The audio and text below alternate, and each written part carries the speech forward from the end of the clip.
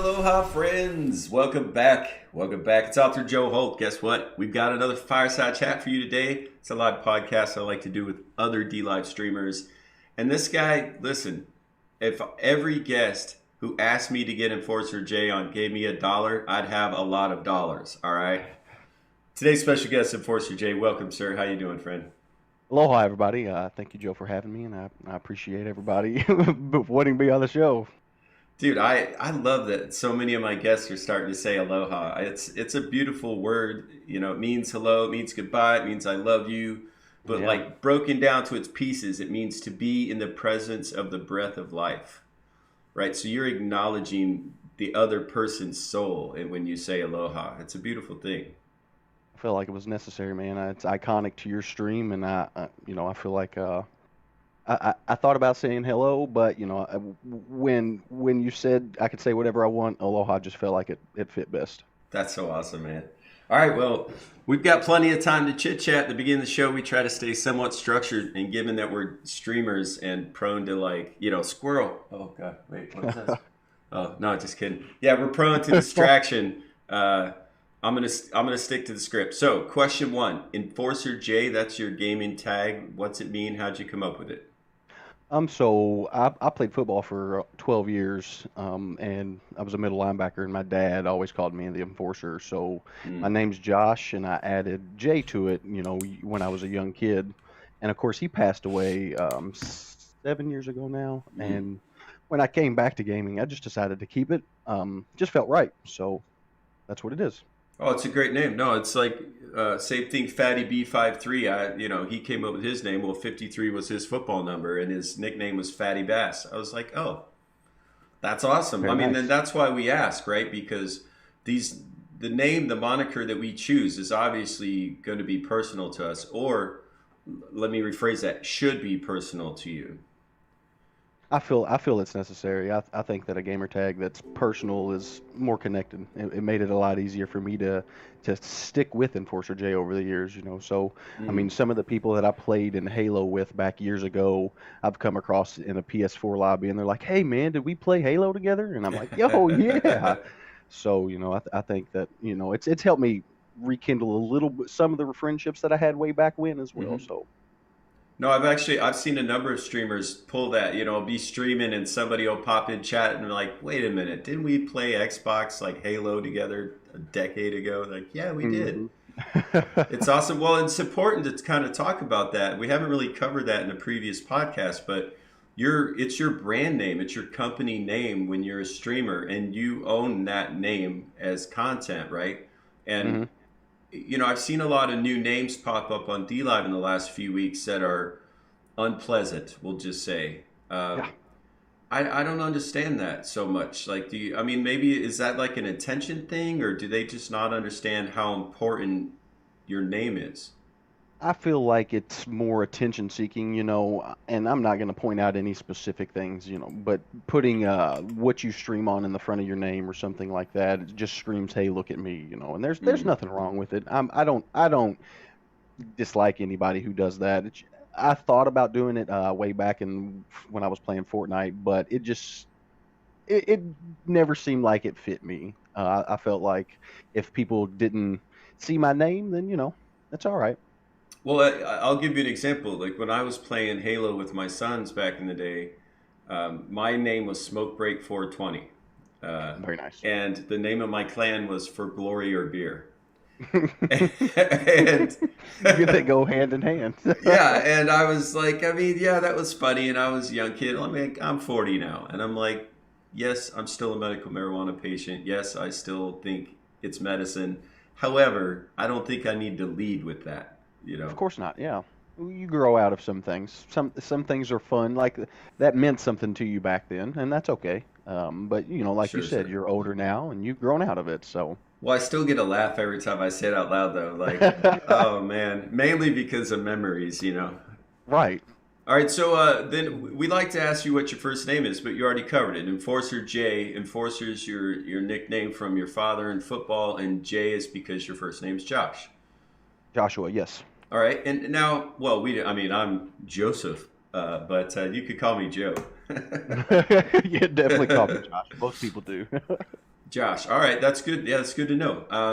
And then the second question we always like to ask, and it's a two-part question, is number one, how did you start streaming? And number two, what kind of got you into streaming? Okay, so the easiest way to answer that is, of course, it goes all the way back to playing Halo. I professionally gamed for a long time until I met my wife, and Mm, when I met her, back 8, 10 years ago, gaming didn't pay like it does now. So, over the 2 year span that I did, I think I made like between $20,000 and $25,000. So for 2 years, that's not a lot of money. mm-hmm. Definitely not livable income. Right. So I decided to do the adulting thing. Mm, And after several years of adulting and all that good stuff, I had bought a PlayStation, and a friend of mine from back in the Halo days had gotten really large on Twitch. Craziness, that's his name. And he had gotten so large because of League of Legends that he moved to Chile and started a League of Legends team. wow. So I started to look into Twitch. It was Justin TV when he started, and the more I looked into it, the more I was like, man, I think I could do this. And I was really good at Call of Duty at the time because I had the PlayStation, and so I started to post YouTube videos, and YouTube Mm. videos evolved into streaming on Twitch eventually, and 2 years later, here we are on D Live. When you said that you were a professional gamer, what I don't really have a lot of experience with that genre. I mean, I talked to AE Wind. He kind of explained a little bit about that, being a Quake player and stuff. But what games did you play professionally, and what's that mean? What's it look like to be a professional gamer? So I guess the technical term would be semi-professional. So back then, to be professional, your team had to break the top 16. Now Mm. most teams are considered professional if you break top 32.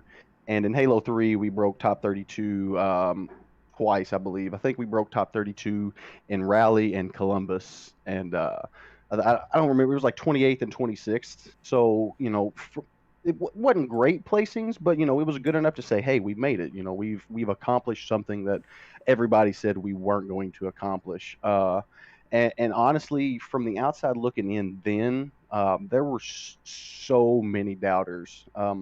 There are tons of doubters on streaming now, even when like people like Ninja are making millions and millions of dollars. You still have Mm. the older generation going, "Oh, that's not a job. This will this Right. will never amount to anything." But back then, so like I was traveling. I live in Kentucky, and I was traveling. I was like 19 and 20, and I was traveling to places like Raleigh and Columbus and the Meadowlands and Grand Ole Opry. And we were having to pay for this stuff, hotels, and we drove. All four of us packed into a little Focus and drove most of the time. It even broke down on us one time, and we had to get somebody at the tournament to come and pick us up, pretty much. So, there were just left and right people just, "Oh, this ain't gonna, you're never gonna amount to anything. This will never go anywhere." So it it's pretty much the same now, from gaming to streaming. What do you mean? It's pretty much the same. People still doubt that you're going Oh yeah, places. Oh yeah, wow. yeah. Well, not me in particular. Well, actually, yeah. I mean, yeah, for sure, me for sure. Yeah. It's family, man. A lot of them. I was raised by my grandparents, so they're really old school, Mm. and they're always like, "We believe in you no matter what you do." But the rest of the family is like, "Oh, come on, man! You mean to tell me you make as much money as when you go out and you work your security job?" And I'm like, "Yeah, sometimes I do. Sometimes I make more." And they're like, "Oh no!" So, just no matter what, you're met with doubt. Yeah, I completely understand. I started streaming here and on D Live the beginning of this year, and people. It's funny because the for like the last 8 years, I've been writing books and being interviewed by newspapers, doing author appearances, radio shows, and stuff. And they're like, "Wait, you're gonna stop traveling and sit in your living room and talk to a camera?" Right. And I said, "Yeah, yeah, you could do that." Like you, and I get excited. I'm like, "Yeah, I've met people from all over the world," and I try to start explaining it. But the whole like haters gonna hate, right? They can't even hear Yeah. you. So I quit trying to explain it. it's like they immediately shut you out anytime you're ready to start telling them about it. Mm-hmm. And it's the whole can't teach an old dog new tricks story, but Right. with something that they don't understand even more. Well, I love that you're from Kentucky. I just moved down from Tennessee. My boy Fatty B just came down from Tennessee to visit me in Arkansas. Like I'm a country boy, and I can hear just enough of your Kentucky accent that I'm like, oh yeah, I'm talking to a friend. And you Definitely, say man. old dogs and new trick. I'm like, we gonna be grinning like a possum passing persimmon seeds by the end of this thing. Yeah, I mean, I use the word y'all all the time. Mm. I think I cuss like a sailor in my stream. I'm sure if any of y'all are ever in my stream, you notice that I certainly get very animated. So I don't shy away from that. But yeah, I certainly a lot of people ask me about my accent. Well, I try. I was in the Marine Corps, so cussing like a sailor is something I learned how to do, and Yeah, I try, man. I do my best to calm down, but you get excited. You just get excited, and they say I don't know who they is, but they say that people that cuss tend to be more honest. I don't know for what it's worth. I've heard that. Yeah, I've heard that as well. Yes, they talk a lot. I don't know who they are, but we've all heard it. It must be true. So again, so you're talking about getting animated on stream. What is it that you're into streaming these days? So I actually streamed Axie Infinity for the first time yesterday. Oh, here we Um, go. No, I'm just yeah, yeah, kidding. yeah. So we'll talk a little bit So was about that. Sean. Sean was streaming Axie today Yeah, for the first time. yeah. I was impressed. I seen him doing some sushi races. Which sushi races? I saw Zonda streaming Axie when I first came to D Live, and was kind of interested then. But of crypto taxes in America are really weird. And if you have Mm-hmm. money, I have money in Litecoin right now in Coinbase, which is an asshole site to have money in. And in order to transfer it from Litecoin to Ethereum and then transfer it from Coinbase to Binance, like taxes are super crazy. So I never really thought that I was going to get to play it. But the opportunity arose, man, and I don't know. I feel like a little kid playing Pokemon again. Honestly, I'm I'm addicted to it. It's been so much fun playing it. Oh my God. All right. If listen, you know how many people say Pokemon to me? And the last person that said that to me was Flow Driver. She had a Pokeball on her shirt. And I was like, what's that thing on your shirt? What? You don't know what a Pokeball is? It's from Pokemon. I was like, what is Pokemon? Dude, she was like, I'm done. I can't talk to you anymore. That's crazy. I She can't got believe you mad. don't know what Pokemon is, man. I Oh mean, I've no. heard the word, but I have again. This is me probably going to get in trouble with Flo when she sees this, but I still haven't looked it up. I forget. It's not in my reality. So for anybody who's listening, I apologize profusely that I don't know what Pokemon is. However, I'm going to assume there's at least one other person in the audience who doesn't. So for that one person and I, could you please explain what is Pokemon? I know it's a ridiculous Oh question. man. I know. Take a So, minute, take a breath, get the over. easiest way that I could explain it is Pokemon was my childhood. So, it all Wow. started I loved it, man. I was a big nerd, between Yu-Gi-Oh and Pokemon and football and mathematics. That was my life growing up. And then of course, I ran into some trouble my junior and senior year summer, and got into nothing but like strict gaming, and then that's where I found my passion was gaming. But yeah, Pokemon, man, the core of it starts off with just one monster, Charmander. If you don't pick Charmander, you're doing something wrong, in my opinion. Okay, okay. It's a fire-based Pokemon that turns into Charizard eventually, which is my second favorite Pokemon next to Snorlax. Um, but it's just travel the world and you catch all these little creatures, just new creatures you come across. You travel in grass areas or caves, or you go fight gym leaders and people that have been collecting Pokemon as well. You were able to attach your Game Boy to your friend's Game Boy and show him that your Pokemon were better than his, and Mm. it's just I don't know. Now, I is think I, that the thing where, like, my brother, when I was helping him in Alabama for a while, he would have me drive my car around in real places, like on the road, And he'd be like, "Stop, stop! There's something I've got to get," and he's playing this phone game. Yeah, so that's a real thing. I think that was like Pokemon Go or something like that, Oh yeah, yeah, that's the name of it. and I certainly hopped on that wagon for a little bit, and I think that was probably the fittest that I got in a while as an adult because man, I walked everywhere. I mean, there was not I walked miles a day for at least a month and a half, and then I realized, like, man, I think I've walked two shoes. I've had to buy two new pair of shoes. Yeah, I was always like, I wouldn't even let my kids play that when I was around them because I was like, that's like foreign governments trying to get you to map out our country or something shady. I don't know. It just didn't Yeah. feel right, you know. Pokemon is short for Pocket Monsters, Joe.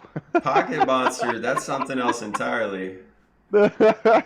Yeah, I don't know what you're talking about. Steam Monsters. I play now. I recently started playing Steam Monsters, which is a cryptocurrency based card game.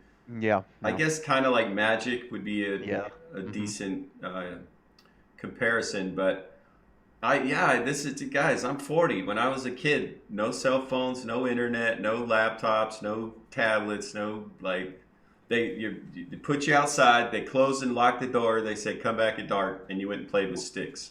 Well, I'm 30, so internet was around, but man, you had to be super wealthy to have internet. I don't think I had internet at 13 or 14, so I mean, in school, obviously there was internet, but I didn't have a cell phone until I think I was 14, and it was one of those little Nokias that had the chirper on it. Like I'd be out at a party or something, and my dad would be like, "Beep beep, you there?" I'm like, "Oh shit, God, damn it, Dad." Yeah, I know what you mean. It's an electronic leash for children anymore, That's or right. even well, hell, for adults too. It would appear. Yeah. Now I've completely derailed the conversation. I don't even know what we're talking about anymore. Oh, right. Before wait, what were we talking about before Pokemon? Because now I'm confused. I think I answered part one of the two-part question, and it was to do with streaming. How did I get into streaming, possibly? Yes, yes. People, I'm being trolled about using an abacus, but I yes. see Let me tell that. you what. I learned math on an abacus in school, and I learned how to type on a typewriter. So Google it, you'll find out. The save icon, those were actual things called floppy disks that you put into the Hmm. computer. Oh yeah, I had some of those. I had an 8 track in my first car. Like I don't even people probably don't even know what that means anymore. They definitely don't know what that means. So they definitely don't know. All right. So we kind of talked about what I think would have gotten you to streaming, which is you've been a gamer, you've been a Yeah. professional gamer. Streaming seems like a very logical transition, but how did that happen? So what happened was, I was playing Black Ops 3 at the time, and we started playing game battles, and game battles is like the equivalent of super small competitive side of gaming, and we were pretty good, and I got onto Twitch and saw that people were streaming the game battles. Hmm. So I went from making the YouTube videos, like I said, to streaming directly from my PlayStation because it gives you the option, to stream from Twitch or stream from Hmm. YouTube. So I just uploaded my Twitch account to my PlayStation and turn the stream on. And Black Ops 3 was really slow for me. I don't think I got 10 followers in 3 months. Um, I I then moved to IW where our team was the best game battles team for pretty much all of IW and had a really good channel going. So like I think I gained like 1,000 followers and started my base and this was before the affiliate program and Twitch started. Well, towards the end of that is when it started. And well, IW was coming to an end and I was struggling with which way to go and decided, I would try PUBG and well, Call of Duty Infinite Warfare was a pretty fast-paced game, and we all know PUBG is not. So my stream didn't like it, and of course, declined. And so for the next year or so, I streamed to not very many people at all. It was discouraging at times, but uh, I just always thought back to all the hard work that I've put in. All the nights that I stayed up grinding and networking in people's streams and seeing how people just trying to perfect a craft, you know. Uh, so I just stuck it out and kept on streaming. So with the games that are out now, I mean, like I've seen a lot of battle royale, right? That'd be PUBG, Anthem, Apex, Fortnite, right? Is that pretty much the list right now? Yeah, yeah. Well, Blackout is Blackout from Black Ops 4 is on there as well. And do you play all of them, or do you only play specific games? I'm only playing Apex right now. I did play a lot of Blackout, but I kind of got burned out on it. And Apex caught my attention. About a week and a half after it was released is when I started playing it, and I haven't stopped playing it since then. So for the last almost 2 months, I've played nothing but Apex with the occasional Division 2. Hmm. And yeah, so that's all. These are new games for this year, then. Yes. Wow. Okay. Yeah, because I know Division Two just came out. I tried playing it, but I have a hard time with those sort of like rinse and repeat type of games. So for a game like Anthem or Apex, how do you keep your motivation up to play the same game day in and day out?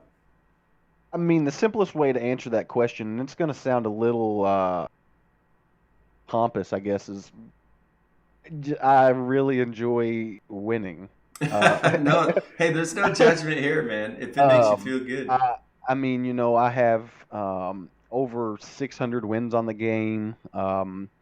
There's top competition that I go against, and it's super exciting to know that when you kill a team, everybody on the map has heard that gunfire, and they're all running as Mm, fast as they can to come and kill you, and to be able to just kill them is it's just exhilarating. And then when my stream gets involved, and like one of my stickers in my stream is back to the lobby, and so like a lot of the times when we try to get third partied and we kill that team and send them packing to the next game, I'll be like, where do we send them, stream? We'll be like, they'll be like back to the lobby. So mm. it's a lot of fun stuff and really interactive.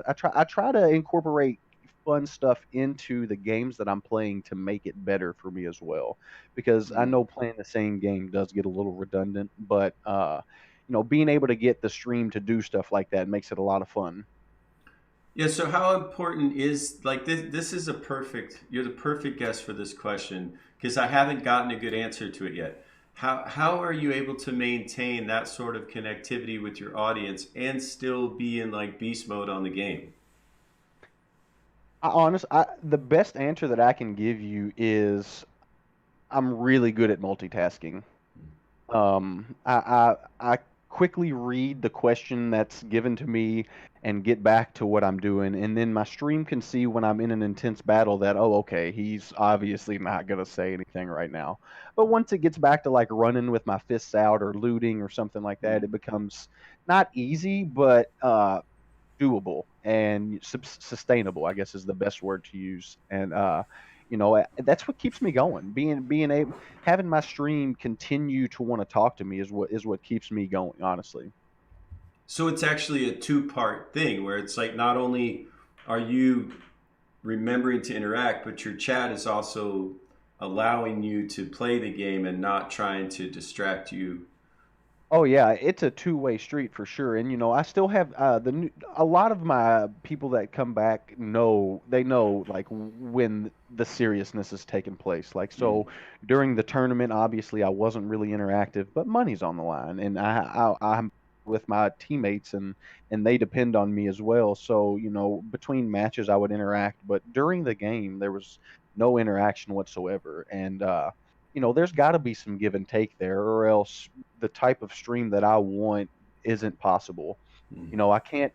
I see a lot of streams like the IRL streams and stuff that do the sticker spam. Well, I can't really do that because then it makes me miss tons of questions that I try to just glance over quickly and look at. Sure.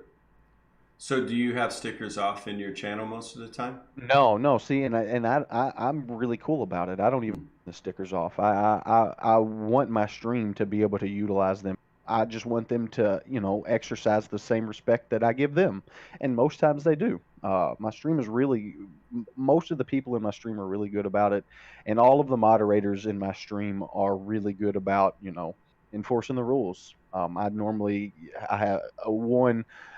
Let me warn you one time, and that's it. And then write me in Discord, hey, please unban me because that's normally how it goes. uh, so that's actually a nice point to talk about. Like, how do you choose who moderates your channel, and how important is a good mod? Like I said, I streamed on Twitch for 2 years, so I would say a good portion of my mods were Twitch mods, Hmm. and they're all people that I've been friends with for 2 years. So people like the Bean, he's a guy that I play with. He's one of my moderators. King J is one of my moderators. He now streams on D Live. I've known him, Vinny Fams. He's a moderator. I've known all these guys for 2+ years, and I feel that they would treat my channel as if it's their own, and that's what I want from a moderator. Actually, and I've been modding for a guy that I followed over from Twitch too, and I never modded for him on Twitch, but when I got to D Live, I was like, man, I've just been kind of consuming this entertainment for several years. Like I would like to help if I can, and Yeah. I didn't even know about moderating, really what that meant, or what you're supposed to be looking for, but I'm super protective over the people that I mod for now. Definitely. And that means you're a good mod. That's a good quality to have. You Well, looking for a job? well, I tell people, I go, look, I got a bag of hearts and a bag of band hammers, and you decide which bag I pull from. It- I mean, I don't know. Is that I cheesy? like That's what it. I I like it. say. I think it's funny. I think it's funny. I mean, seriously, I'll be aloha all day, but if you come in being racist or Oh cyberbullying yeah. or hate speech or spamming or begging or like, I'm going to talk to you. I'm going to warn you. I'm going to try to educate you on etiquette. But if you're just in there to be unpleasant, I have a zero tolerance policy for racism or anything like that. That's the you if you want to get banned in my channel forever, do something stupid like that. And that's just how I feel about it. Um, as a streamer, one, I don't want to get banned, and two, I just ain't got time for it. well, Trying to get me not to trying to get me to say the N word because that's what your name is or something like right, that. exactly. Just don't want to do it. So we've actually got D Live Guardian in the chat, and the reason I mention it is because I have a question. I've heard that if you get banned in three separate streams, that you're off the site for 2 weeks. Is that correct? Do you get actually banned from D Live? A global ban, is that what you're talking about? Yeah, for if you get the hammer dropped on you in three separate streams, you get a global ban for 2 weeks. Now I think it's awesome. I just don't know if it's true. Cause Yeah, I'm not really sure if it's true either, but I know that somebody's been messaging asking about it. He's like, "Man, I got banned in your stream, and now I'm globally banned." And, and all I can say is, "Well, I don't know what to tell you." yeah, try to calm down a little bit. Yeah, I'm Uh, just curious because I think it's fantastic, right? It proves that if you're going to go around to different streams, all right, now let's talk about it from a different angle. How about that? Every one of us that streams has a particular idea about what we want to present, right? We have yeah, different games, different personalities, and when somebody and you're entertaining people, right? It's our job to be entertaining. That's what I feel, right? yeah, If you're not going to be entertaining or provide unique content, then what are you even doing? yeah, exactly. But so if you're trying to provide a service by being entertaining, and somebody comes in off of stage left and tries to take over your show, that seems disrespectful. And that's exactly what a troll is someone trying to just draw attention to whatever they have going. And so I agree with that. I see your point there, Siler. But just get your friends to ban them as well. Yeah, I mean that could get a little interesting. Yeah, and but again, guys, look, to speak openly about it, I don't like banning people. I mean, I have regular conversations where I do Q&As with the audience with just myself. And even when somebody comes in, like I had a guy come in the other name, and this isn't his exact name, but it was something like Hail Satan, right? And he wanted to talk about the Dark Lord and all this sort of stuff. And people are like, well, why didn't you ban him right away? Well, he's not coming in here attacking anyone. He's not coming in here being racist or hateful. His perception of reality is the Dark Lord is king, and I like talking to people because we all have these unique perceptions, right? So his reality is something that would never occur to me. And if he wants to have a legitimate conversation, I'll talk to him, right? But as soon as he starts like being unpleasant, then I'm gonna hammer him. Okay, so there's actually a time limit. So Kingheimer says within 24 hours, if a user gets banned by three or more than three channels, the user will be banned for 7 days globally. Okay, so if you get muted in three channels in a day in 24 hours, you're going to be banned for a week. Fair enough. I dig it. I'm not upset about it. And if a user gets banned by 10 plus channels, they're banned forever. God Wow. dang. Woo! Hold on. I just gotta like a shiver up my spine. I gotta Oh drop the yeah, ban hammer, it's just because. happening. Now, will that affect how often I ban people? Probably not, No. because I don't just drop the ban hammer on people for no reason, right? You either said something hateful or you wouldn't stop spamming, so I can't actually have a conversation with everybody else in chat, right? Or you're begging for follows, you're begging for money, just things that are in poor taste. Like you said, Enforcer, it's a respect thing. It comes down to respect. Yeah, I mean that honestly, it's a give and take relationship, and I feel like if you're not there to give with me, then honestly, I have so many better people in my community that I would rather be able to talk to and focus my energy on. Yeah. Fueling trolls is something that I did in the beginning of my stream career, and I felt like it hurt my streams more than it did anything to them. So I would rather just ban it and get it over with than continue to let it pile on. Yeah, that's actually a really good point. If you're clipping along and you've got a good vibe going, and somebody comes in and is nasty, and you stop what you're doing to be nasty to them, well, now the very thing that you don't like, you're doing to your audience. Yeah.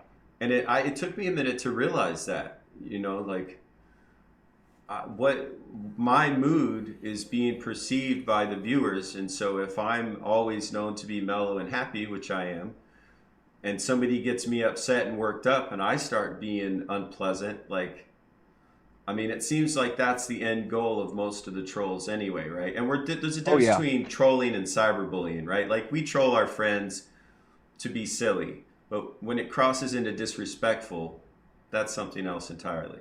Of course. So, all right. So let's see. Personally, like this rule since yeah, exactly, Kingheimer. I said or they personally like the rule because D Live is trying to make a supportive community. Now, Exactly. And we were just about to transition into that part of the conversation, which is a more D Live centric conversation. How long have you been on D Live? so my account on DLive I think was created a little over 2.5 months ago. I started networking 3.5 or 4 weeks before I even streamed. So I've been streaming on DLive for about a month and 3 weeks. Hmm. Wow. Okay. And have you found success here yet?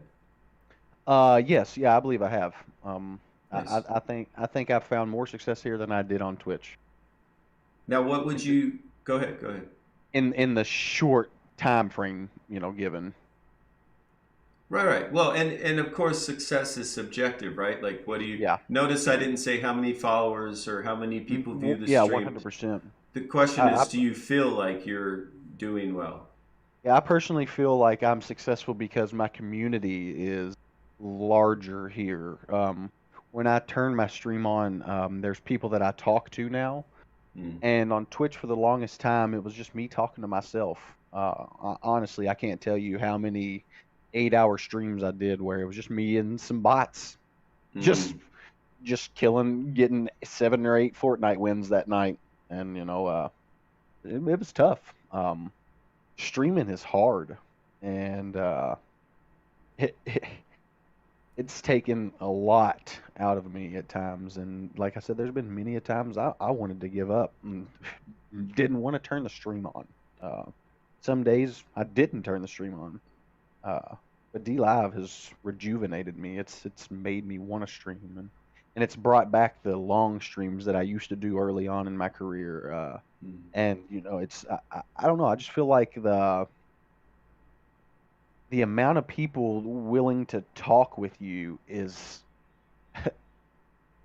tenfold on D Live than it Mm. is on that I think I've ever been. Yeah, I agree completely. So let's talk about that a little bit. Like, what are some things that you would warn people against with streaming? Not like why not to stream, but things that you've seen affect you negatively while you were streaming, and then also some things that you would recommend to do to help you be more successful as a streamer. So what I found probably affected me the most negatively was looking at how many viewers. Uh, I felt like on days where I paid more attention to the number, I was less talkative and less chatty. And even though, because I think a rule of thumb for streamers should be like, even if nobody's watching, be as entertaining as you would want to be if somebody is watching. So Mm-hmm. if you like being animated, be animated when no one's watching, not just when someone's watching. If you have catchphrases you like to use, be sure you use them when no one's watching. Just get used to talking if no one's there. Mm-hmm. Just because streaming is all about providing some sort of entertainment, and that's one reason why in real life streams or talking streams is so successful because people enjoy being talked to.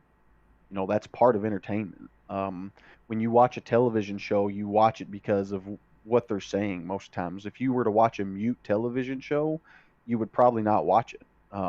So I feel like conversation is the most important thing to do as a streamer. The most important thing to do to help your stream is to network. Mm-hmm. And when I say network, everybody says network, but you gotta do the hard work. When I say network, I don't mean go into a stream and say, "Hey man, I just turned my stream on and I'm having a good time." I mean go ask that streamer how he's doing, and then ask the chat how they're doing, and then try to start a conversation with what they did that day. And then, if someone says, "Hey, how was your day?" then you include your stream, and then that's how a conversation gets brought up about you streaming. And then self-promoting is not really self-promoting anymore. It's you trying to make a friendship and tell someone about what you're doing. Yeah, absolutely. And but then again, that goes back to just being respectful, Yeah. right, and genuine. The other, somebody said on one of my previous guests, and the way they said that was I really appreciate it, which is don't go into somebody else's stream to network because you think that's what you need to do to be more successful. Yep. Go into their stream to network because it's good to know other streamers. It's good to see other, like best of the worst said, watching Sean Hawk dramatically increased his willingness to be silly or funny or outgoing, right? Be to have the transitions for the Yeah. donos. To take that leap of faith that you wouldn't generally do. To garner, Yeah, not copy someone's ideas, but to garner an idea. yeah, exactly. It's important. That's an important distinction to make too, right? We're not going to steal what we think is going to make us better, but by hey, like I've been modding for Zonda now since he got to D Live. I have to stop myself from saying diamond, because it's just in there now. It's just in there. Well, I say it sometimes because I think it's hilarious. I think that is a great little thing that he's done, and it's so funny to you. Well, and I asked him on the interview. We had Zonda on Fireside Chats a couple weeks ago, and I said, was that just some catchy thing? Like, how did that come up? And he's like, mate, I've got a stutter. You didn't notice? And I was like, oh, no, I didn't, because you've worked it into your show. And he calls it taking the piss out of it, right? He makes fun of himself Yeah, because it takes the power away from the trolls who would of give him course. trouble. Yeah, yeah, yeah, yeah. I mean, when you can laugh at yourself, wow. How else can somebody else get you down? Exactly. Well, I mean, I think it's amazing. Like, there's so many unique personalities on D Live that you can have like an entire range of emotions on any given day just by switching streams. Oh yeah, 100%. Like I feel I was watching Sean this morning, and honestly my face still hurts from smiling and laughing so much, and I was like, dude, I love you, but I got to take an hour off before I talk to Enforcer Jay, because otherwise my face will be too tired to smile anymore. Yeah, Sean is definitely one of my favorite streamers on the platform. I go and hang out in his stream often. I love seeing him eat his ice cream. Everybody, we were spamming ice creams this morning. He's like, all right, listen, Hmm. I'm getting a little tired, I just need a minute. So then I started dropping diamonds so I could get the diamond scenes. Yeah, he's unique. if He's you if you guys like cringe-worthy humor, Sean Hawk's your man. Oh Uh, yeah. bearded dudes with makeup and dresses, and I don't even know. I don't even know if you haven't seen it. Like, there's no explaining it. There's no explaining it. Oh man. But there's a reason we all laugh and smile anytime anybody says Sean Hawk's name. Hmm. But again, so I wanted to talk more about Enforcer J, though. I don't know. That's what we're doing here. But I gotta tell you, I've seen a few of your streams, but not very much, because I have a hard time watching battle royale games with my brain damage, and I get vertigo. So all the jumping and spinning and is very difficult for me. And so I didn't really know that much about you, but like time after time after time over the last several weeks, the guests that I've had on this show are like, "Have you asked Enforcer J? Does Enforcer J know about this podcast? Are you gonna have you talked to him?" I was like, "Calm down, man. I'll ask him. I'll find out. All right, all right." Oh, I'm certainly glad you asked me. I was very interested as soon as I seen that you were interviewing people. I feel I feel honored, man. Honestly, I like being able to tell my story to people. Because there are a lot of people that just like you. You asked me how long I've been streaming on D Live, and when I said a month and 3 weeks, you were like, "Oh wow." There's a lot of people who know that I haven't been here. Oh, this guy's like overnight success, and it's nothing like that at all. It's it's 20 hours a day of streaming, networking, spending time with my family, and working my real life job, and then sometimes sleeping 4 hours a day, and it's been like that for God as long as I can remember, at least 2.5 years. So and it's missing important things with my children because I need to put in the time for streaming, or I need to put in the time to network. Mm. It's I don't this PewDiePie event. I had no idea what was going to happen, but I took all week off of work. I let my cousin's my boss, so I let him know, hey, I'm not coming into work all week. This is really important to me, and this is what I'm doing. So I make sacrifices all the time, to try and stream and Wait, to wait, wait. try. What kind of job do you have that you could just tell the boss I'm not coming in this week? So he's my cousin, and Okay. it's his own business, and I've pretty much worked the business with him from the beginning. Hmm. Well, I just hold on. You're cutting your mic cutting out on me. Okay.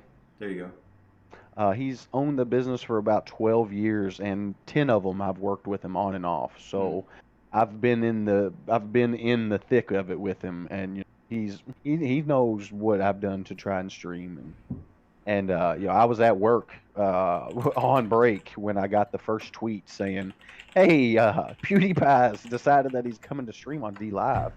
and and my Twitter was blown up. Like people were subtweeting me, "Hey, did you see this?" And I was getting messages, and I just got up and was like, "Roland," that's my cousin's name. I was like, "I'm gone." He was like, "What?"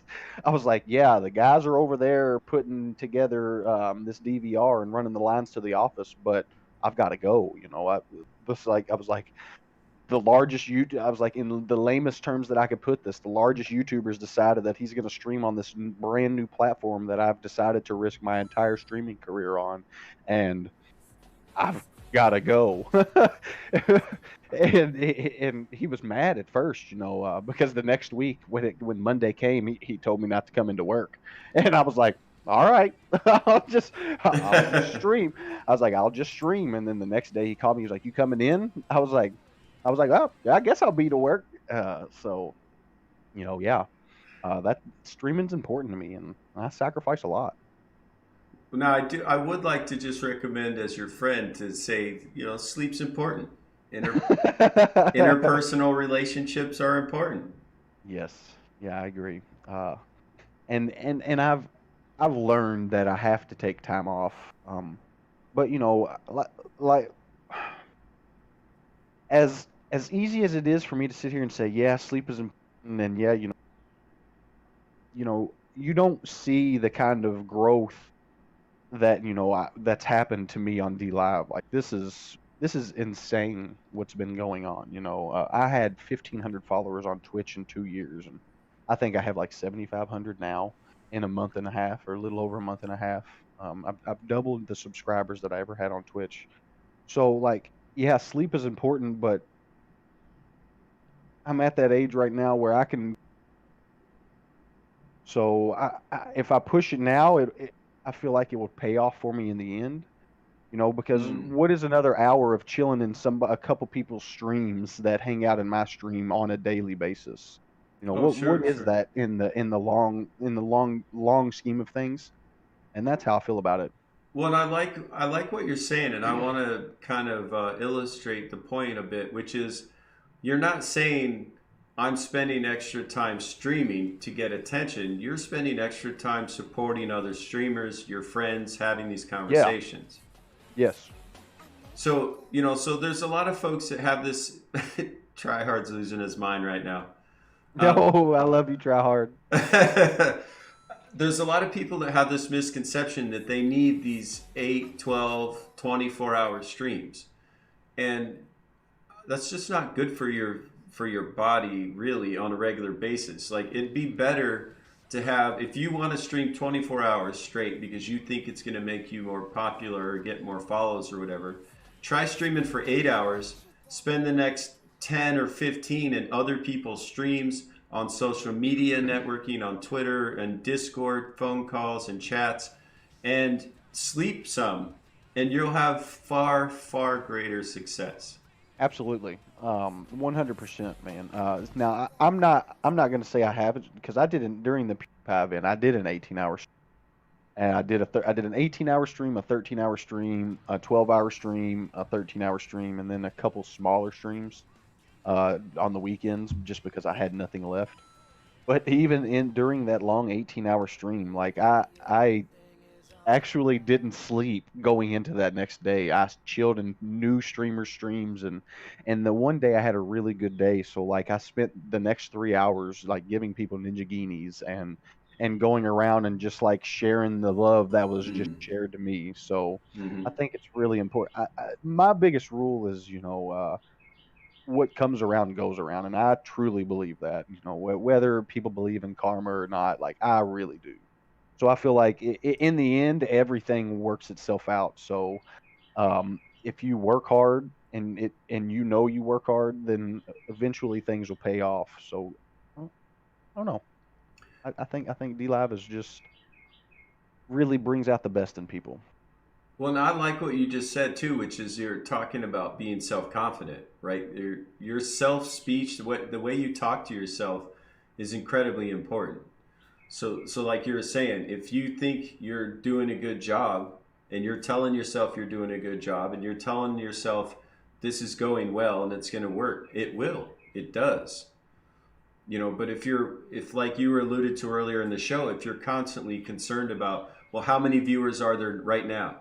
Well, how many viewers are there right now? Well, how many followers? Do I have more followers than somebody else? But that's exhausting, and you'll never be happy no matter what the numbers are. Exactly, 100%. Well, and something that, and a number of my guests have hit on this, but I try to do this every time I'm live, which is I try to hide the viewer count from Yeah, myself. Because like you said, if there's one other person in the chat, sometimes and they're not talking, you're like, well, I'm just not. What am I going to talk about? I'm not going to talk. I'm just going to sit here. But then when other people come in to come into your chat,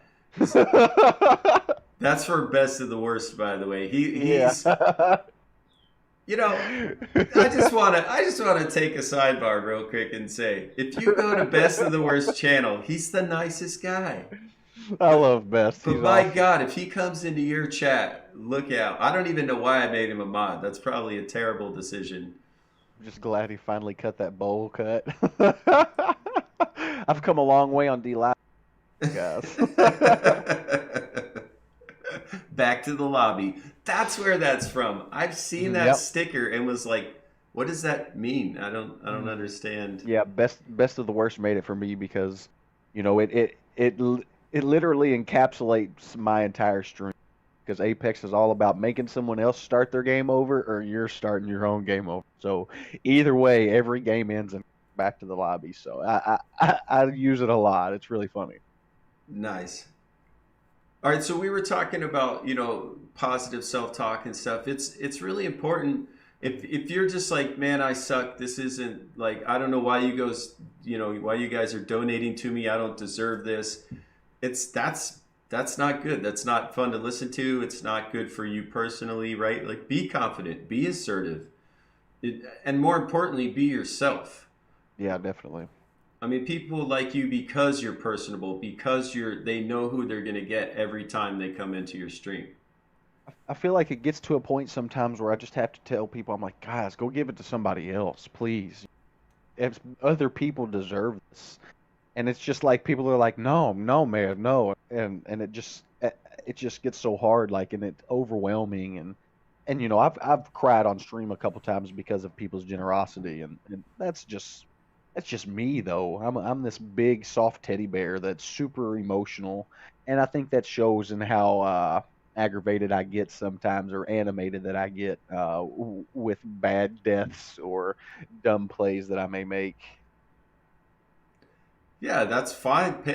Passion's important, especially in those first-person shooters. We love the chair dance. There's a chair dance. Yeah, when PewDiePie donated to me, I danced on the chair. Oh, you dance on the chair. Yeah, quick. I was gonna say, like, I know about chair dancing where it's sitting and moving your body, but like on the chair dancing sounds like a good way to break your neck. Yeah, I'm ashamed. I'm ashamed, but not at the same time. Oh, somebody just put a gif in the chair. Oh, it was That's you. me. Oh, I was like, That's me riding my DX racer as good as I can without breaking it. actually, that's pretty hilarious. That's Oh awesome. I mean, man. you got to have fun, right? Like, for those of us that stream every day, like, if we didn't enjoy what we were doing, there's no way we could do this. Oh yeah, I agree 100%. I think the audio's cutting out for him every once in a while. When he sits back and gets a little quieter, it might be his microphone gate or something. I think that's what it is for sure. Yeah. But we had some issues with the stream lagging sometimes on these, and I realized I can't run all my monitors during the show because otherwise the video glitches. But I've also paid for Discord Nitro now, so I get a better bandwidth. Oh, So very nice. Yeah, Discord Nitro helps out a lot. yeah, and if you guys I didn't know about that till like last week. I think Bearded Leo's the one that told me about it, which was in Discord at the top left. There's a button that says Nitro, and there's two forms of Nitro. One of them you pay like $10.99 a month. You get access to a bunch of games and increased bandwidth. I pay the $5.99 just because I don't need the games. I just want Games. the Yeah. increased bandwidth. So, in case you didn't know, yeah, it's been pretty good actually. His audio's been good. Holy crap! All my buddies are here. No, they're my buddies. No, it's that's Sandlin Gaming's my 1 year older brother, and Yeah, I like Sandlin. I got him to come over from Twitch a while back, and he's been having fun ever since. I was hanging out in the stream watching him play that game that you and him are playing right now. That's on the blockchain. Oh, the Steam monsters. Yeah. I think they're Yeah. actually going to rename that. Similar, same game, but just rebranded. Oh yeah, what they have in mind? I don't know, Hinterlands or some, I forget exactly. I've just seen talk of it in Discord.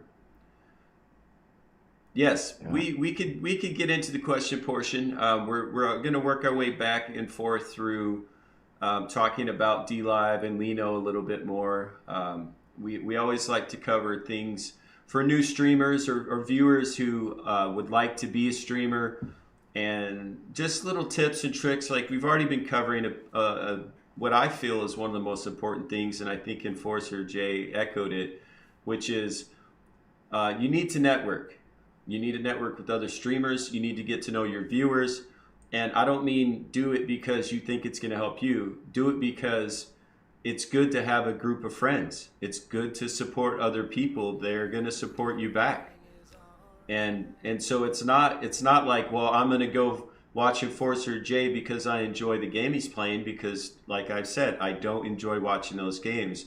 But I can turn his stream on and listen and interact in the conversation and have a really, really good time. I mean, like Bearded Leo and Violent Hippie, all you guys that do the Friday Night Customs games with PUBG, that's nothing but battle royales. But I don't worry about that. It's worth it to me because the conversation and the group of people and the time that they're having is it's just fun. It just makes you feel good, and it's nice to Oh be a yeah, part of it. it's really welcoming. Yeah. So are you now? I said you. I'm sorry. You said you play Apex, but do you still play PUBG? And do you get involved in the Friday Night Customs?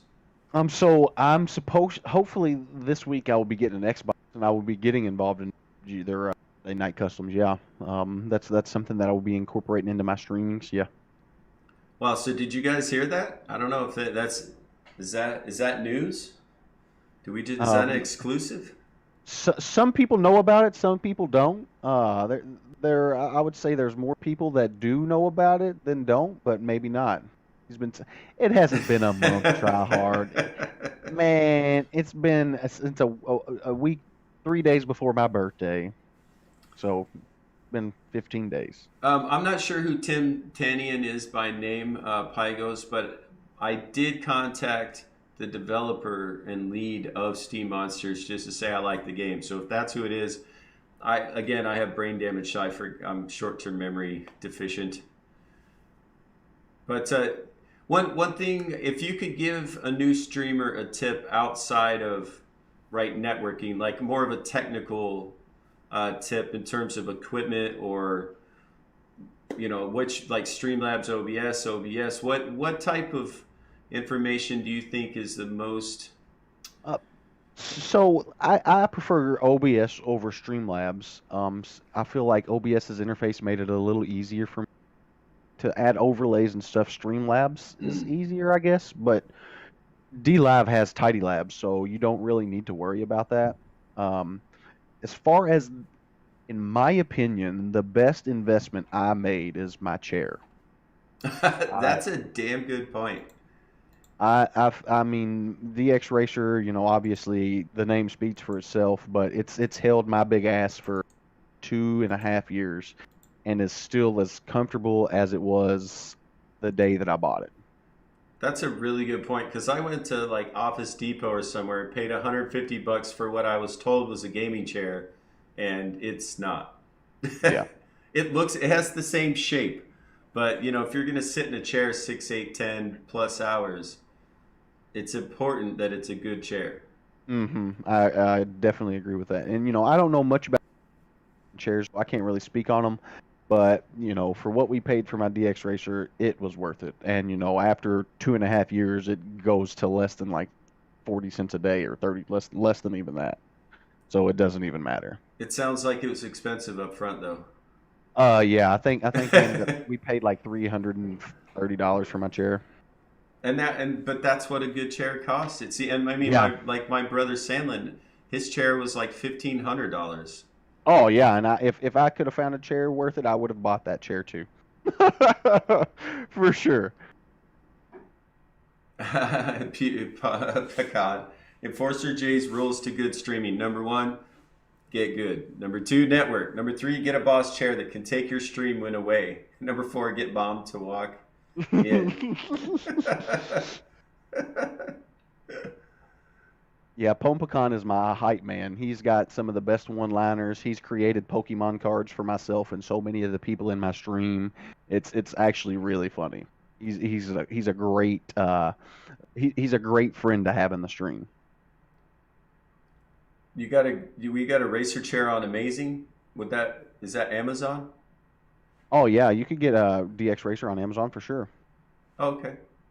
Well, he Try said for hard. Amazing. I was wondering if he meant Amazon. That'd make more sense. Oh, okay. Yeah, I see what you're talking about. Yeah, yeah. Do we have an Enforcer logo coming out soon? I do have merchandise logoing and stuff in the works. I need to gauge interest in it because it's a big investment. Um, I need to know, who would be willing to buy an Enforcer J logo thing or, some back to the lobby or, something that would go with my stream. Hmm. There you go. You heard it, folks. If there's a demand, let him know.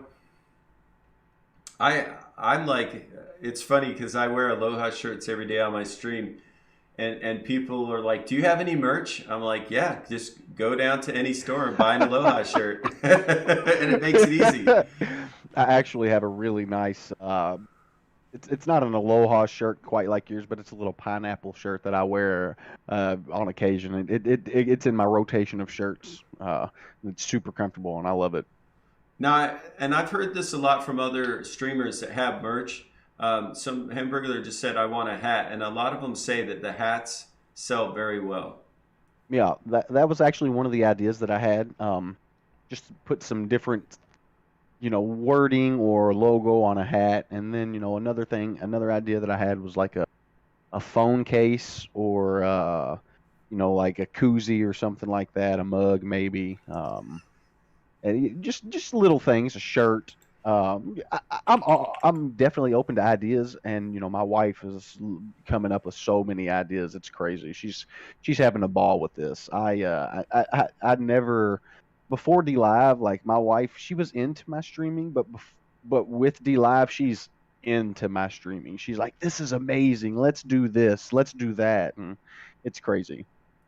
That's awesome, and I guess that's important to note, which is, I mean, if you're married, if you have children, it's important that you have their support. Yeah, without a doubt. This stream doesn't happen without my wife. And of course, we've moved my mom into our house recently, so I couldn't be streaming full time, working full time like I am without my mom's help as well. But my wife works on the weekends, 13-hour shifts as a nurse, and that's when I'm full time daddy during the day, and then stream at night. And without the sacrifices that she makes on the weekend, this isn't even possible. That's awesome. That's important, and it's important to talk about. For new streamers, especially young family men and women. You've got a young baby. You've been married less than a year, right? You've got bills in the house and everything. If you're if you don't have their support, you're not going to be successful. Oh yeah.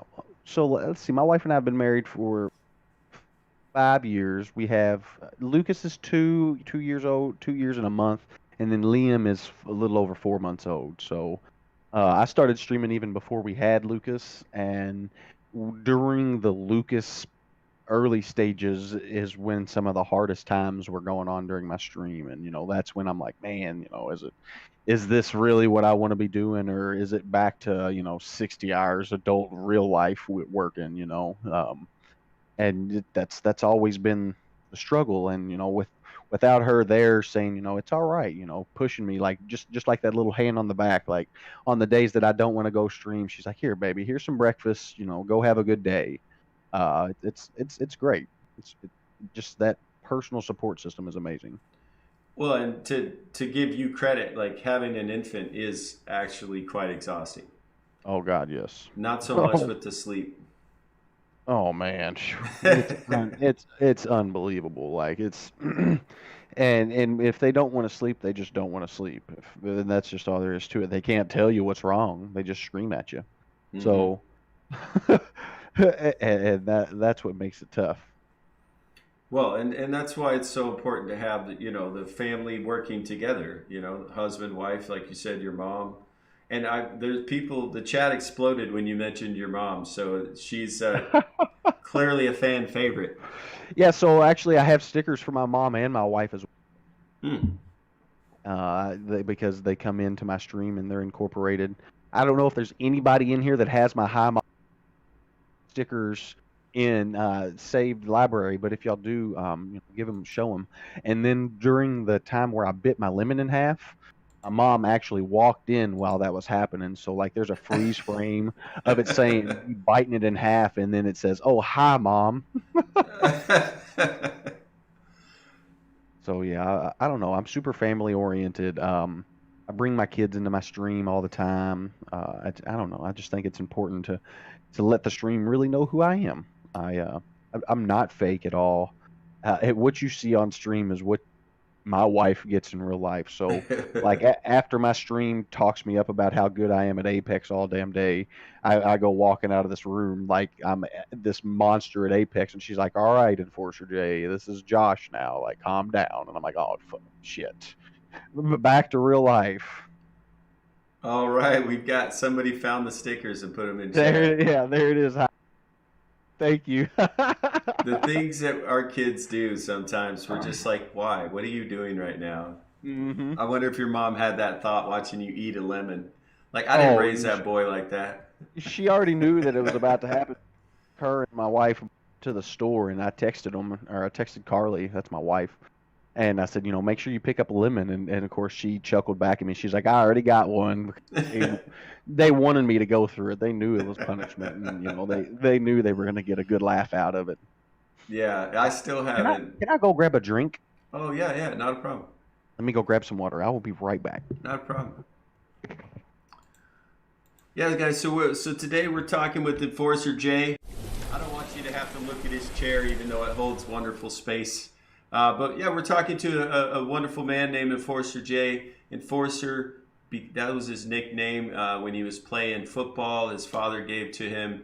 And Jay, meaning Josh. His first name is Josh. He actually likes to be called Josh, in case you guys didn't know. And what I like about him, one of my favorite things about Josh is like what he was just saying. When you're going to stream, just be yourself, right? Your unique, weird, crazy self, whatever that looks like, because I guarantee you there's a target audience for it, right? Like when I met Wild Goose, who's here in the chat, he was wearing a rubber or leather goose mask. And I was like, wait a minute, hold on, what's happening? I liked it, right? I didn't know. I was a little nervous. I didn't know what was happening, but it was fun, right? The first time I went into Sean Hawk's stream, and he's like doing this with lipstick, and he's already got blush on, and he's got something on his forehead. I was like, I'm uncomfortable, but I'm gonna stay, and I have a good time, right? Like you go into best of the worst stream, and he starts giving you the eyeballs with the beard when you donate. Dude, it's these things they show your personality. They're interactive. They're fun, right? They're entertaining. And like for me, I wear a different Aloha shirt every day. And I do that because I like wearing Aloha shirts. I grow tropical plants, whether Oh, anybody's watching or not. I've got candles lit and incense burning, right? Like it's important to just be yourself because that's the only thing you're going to be able to maintain on any consistent basis. All right, let's see. His chair is musical chair champion of '08. What? So let's talk about the chair. so it's an ongoing theme in my stream because obviously I have kids, and so I'll be sitting in my chair, and then I'll hear my son cry or something. I got to get up and check it out and make sure everything's okay. So they'll be chilling with my chair for a minute, and they'll have a lemon party, or they'll throw chair jokes. Pone Pecan is really good about saying different one-liners like I've talked about. Or my room gets really hot Now we just got an air conditioner for my room yesterday, so it's not as bad now. So I would actually walk over to my window and open the window up at times so to get air rushing in and out of here because I have to keep my door closed because my son just loves it in here, and it's not exactly the most child safe room. So Mm. there's some chair time in my stream. Well, at least it's a nice chair. Yeah, that's very true. It gets its fair share of donations. Oh, the day that guys, I'm gonna challenge all of Enforcer J's regular viewers. I want you to donate to him. I want you to donate more to his chair one night than to him, just Oh to see what gosh. happens. Okay. It's probably happened before, honestly. Like at one time, the other day there was this big windstorm, and we have a gazebo we staked down in our backyard, and well, the windstorm, literally just carried it away, and was about to fling it over our fence. So I had to run from my stream outside to do this, and this was like a 10-minute ordeal. So for the entire time, every and when I got back, there was nothing but lemons and ice creams in my chat. It was literally nothing but a lemon spam, and I was just like, "What the hell happened, guys?"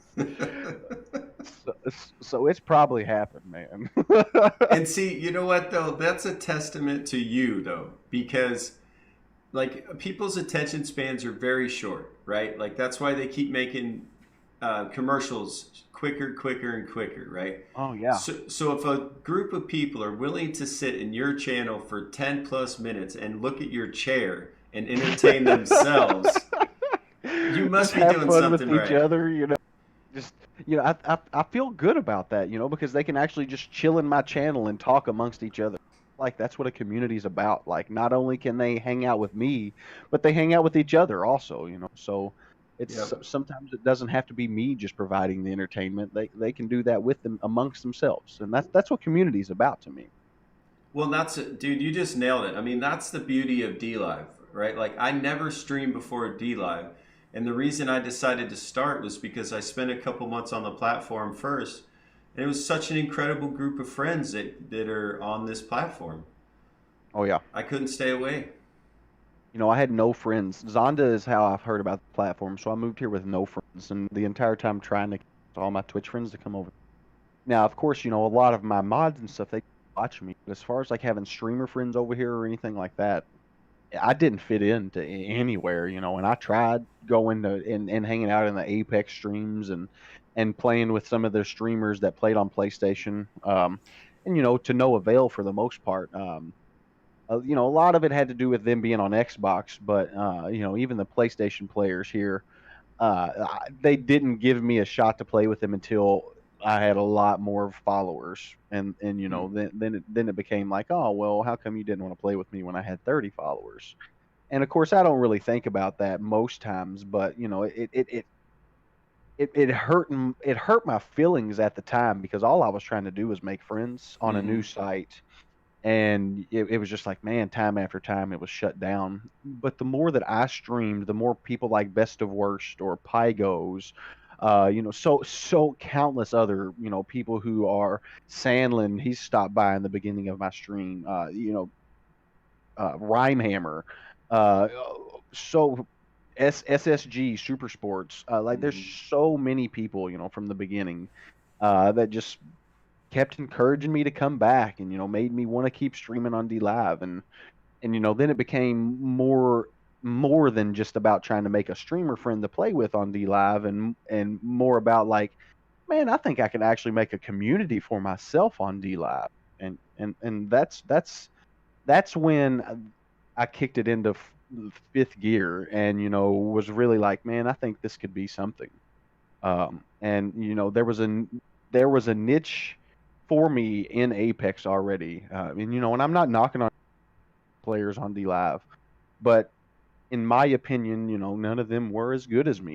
So I brought a competitive side of Apex that D Live didn't have yet, and I knew that, and I felt like the way that I interacted with my stream made it even more fun for someone to come back and watch me because, even on the games where I pooped on, I was still talking to him. Like I'd be like, "Oh man, if you ain't dying because of your stream, then are you a real streamer?" And, I just try to make it funny. Uh-huh. It sounds So, like a like, good excuse, buddy. exactly, it works. I'm not I'll be like, buying it. I'm not buying I'll be like, "Damn it, it. Pone, that's your fault," making a good joke and making me laugh. No, you're completely right. I've like played American Truck Simulator, be hauling down the road at 100 and start looking at chat, look back, and my truck's trying to roll over. hmm Like, my team will literally be like, "Yo, Enforcer, where you at?" And I'll look up the map, and they're on the opposite side, and I'll be like, "I'm just running." I pull Forrest Gump so often that it's not even funny. I'll catch myself like literally 40 seconds away from my teammates and be like, "Well, here I come." Like, that's stay awesome. alive. And you know what though? That's fun as a viewer, right? Like if I'm not particularly interested in the game you're playing, but I want to hang out with you and the people in your chat, then I might just spend my time trying to get you to run off in a random direction. Or No, Pone Pecan says it right. He says, "I try to make you laugh while playing, and it just might be my fault." And he's so right. I enjoy looking over and seeing those from Pone or somebody else that just gets me going. I'll stop running in the middle of nowhere, like, "Oh, that's so funny." And then if I get shot at, I'm like, "Oh shit, I'm dead," and I just try to recover. If I die, I die. There's on to the next game. it's always Bone's fault. Yeah, just blame every death on him for the next like 2 streams straight and see if everybody jumps on the bandwagon. I've been trying. He's the one that made the banner for me to wear nipple tassels and do the truffle shuffle. So I'm definitely down to blame him. Whoa, hold on, I don't know about that. Oh God. Oh yeah. You just told on So yourself. so like there's it all started with this PewDiePie fangirl. Pewd's crazy fangirl is her name. And she always comes in and drops like lemons and ice creams, and she's always telling me to take my shirt off. And of course, I'm super funny, so I always play with it. And I'm like, man, I was like, you could drop a ninjet, and I said the fuel might burn it off, and I'll make silly comments like that. And then, I don't know how it got brought up, but I had just broken like the million mark Lino earned, and somebody was like, "Oh, well, you broke a million, why don't we do it?" And I was like, "No way!" And somebody said, "Well, what would it take?" And me jokingly, put my because Doctor Evil is my follower thing, so me jokingly put my finger up and I said 100 million Lino, and Pone makes a banner that says, "Get Enforcer J to 100 million Lino, and he'll wear nipple tassels and do the truffle shuffle." So that's So how how that. far how far off are we? We're really far. It's hopefully not gonna happen. I'll send you some pasties, buddy. I want to do my part to No, help. do not take part in any of this, please. Oh, my face is hurting from smiling. That's amazing. Oh, Uh, there is that it, Pone? Yeah, I think that's well, it. I don't normally click on links, but oh my god, Yeah, this is all that right. one's Hold it. on, here I'm gonna show this on stream because it's just too much fun to. All right, guys. No, we don't even need an Enforcer J anymore. We have this incredible piece of artwork. Let's Oh my let's make it god. happen, guys. Enforcer J has agreed to do the truffle shuffle live on stream while wearing tassels if a dono Oh goal of my 100 god. million Lino is met. That is Oh my amazing. god. Hashtag nin nips. Hashtag rip the nips. Ah, so that's what I've been dealing with for the last like 2 or 3 Oh, days. dude, that is amazing. That's honestly one of my favorite things. Oh man. Yeah, that was. I should have left it up longer, but I didn't want to completely derail the conversation. Oh, it's okay. I reached over to try to ban somebody in your chat. Oh, wait, hold it. Say something in chat real quick. Who, me? Yeah, you. Should I show Joe the card? Of course you should show Joe the card. Everything, guys, listen. That's what these are for. Oh, well, I guess that's one way to do it. Now you're a moderator. There you go, buddy. Isn't it? It's thank you very much for that. Yeah, Dude, yeah, man, my it's pleasure. so funny because I'm used to modding in a lot of channels, and then you get in a channel you're not mod, and you're like, wait, why doesn't this work? Oh yeah, I do it all the time. Just because I do moderate in a lot of channels as well because I'm off channels. All right, we're gonna cover your So, face up again. You can keep talking, but we're gonna look at your pokey card. yo, Pode, I'm telling you, Pode is awesome as far as like making images and stuff. Dude, that is Oh. ridiculously incredible. Basic, and he's a basic Pokemon, but Enforcer J, 90 hit points. Pokemon Power. Hi, Mom. What? When Trainer Card Enforcer's Mom is in play, this Pokemon game is plus 10 Lino. That's so awesome. Squad Wipe. Flip 3 coins for each heads KO a Pokemon on your opponent's field or in the bench. Oh my god. Let's see what his weakness is. Oh wait, having no weakness, Enforcer J is the apex of his warrior clan. It is rumored that when his son joins the throne, he may evolve into something even more powerful. Oh my Oh, god, I've spent dude, hours laughing at that, and Pone I'm not Pecan. kidding, man. Dude, Pone, you're my new favorite person. I gotta I tell you. told you, man. I told you, he's awesome. My new favorite Oh, person. All right, guys. So we're in the. I don't know if you noticed, but we're definitely in the portion of the conversation where there's fun to be had, trolling to be had. But if you have questions, they could be serious, they could be silly. Obviously, it's up to Josh if he wants to answer them. But ask away. Any questions? I'll answer anything. I'm as transparent as it comes. Made us all basic. That's right, Pone. You're official now, buddy. You're official. I mean, I could tell you a story about pecans and eating way too many of them as a kid, and not even liking pecans anymore. But I don't feel like that would be appropriate, so I won't tell you that. But you made me like pecans again, Pone. There you go. Beat you at evolution. Oh my gosh. All right, we Yeah, were. man. It's funny we were talking about this before we started the show, which is people have all kinds of questions until we get to the questions part. How long until you're ready for having another kid? Okay. So I feel like we didn't have our second one until Lucas was over a year old, and then that's when we started to talk about it a little bit. I think that we'll probably do the same thing this time, except we'll may lean towards not having another one if I have any say in it. but but if it's happy wife, happy life like normal, probably have a third one within the next year. Yeah, I tapped out at two. It's the work becomes exponential. Let's just say we'll put it that way. Yeah, I agree with that. So, a couple of questions, some legit, some not. Best of the worst wants to know why'd you take so long to get a haircut. So, best of the worst. One of the reasons I take so long to get my haircut is because I have resting bitch face. So, like, I have to go out of my way to smile. I have because if not, people just think I'm mad or like just mean.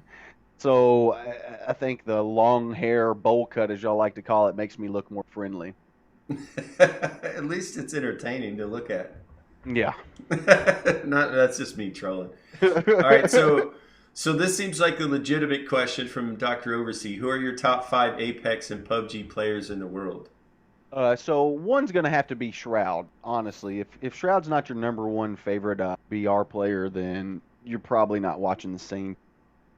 Um, then you have to respect what Dizzy's done for Apex, so he's gonna have to be on that list as well. And who Dizzy is he's the number Wraith player in Apex, number one player in Apex, pretty much. And then if I were, it's probably going to be, I'm going to have to go with like a pure content creator here and say Courage, JD, Courage JD. He streams a lot of Fortnite.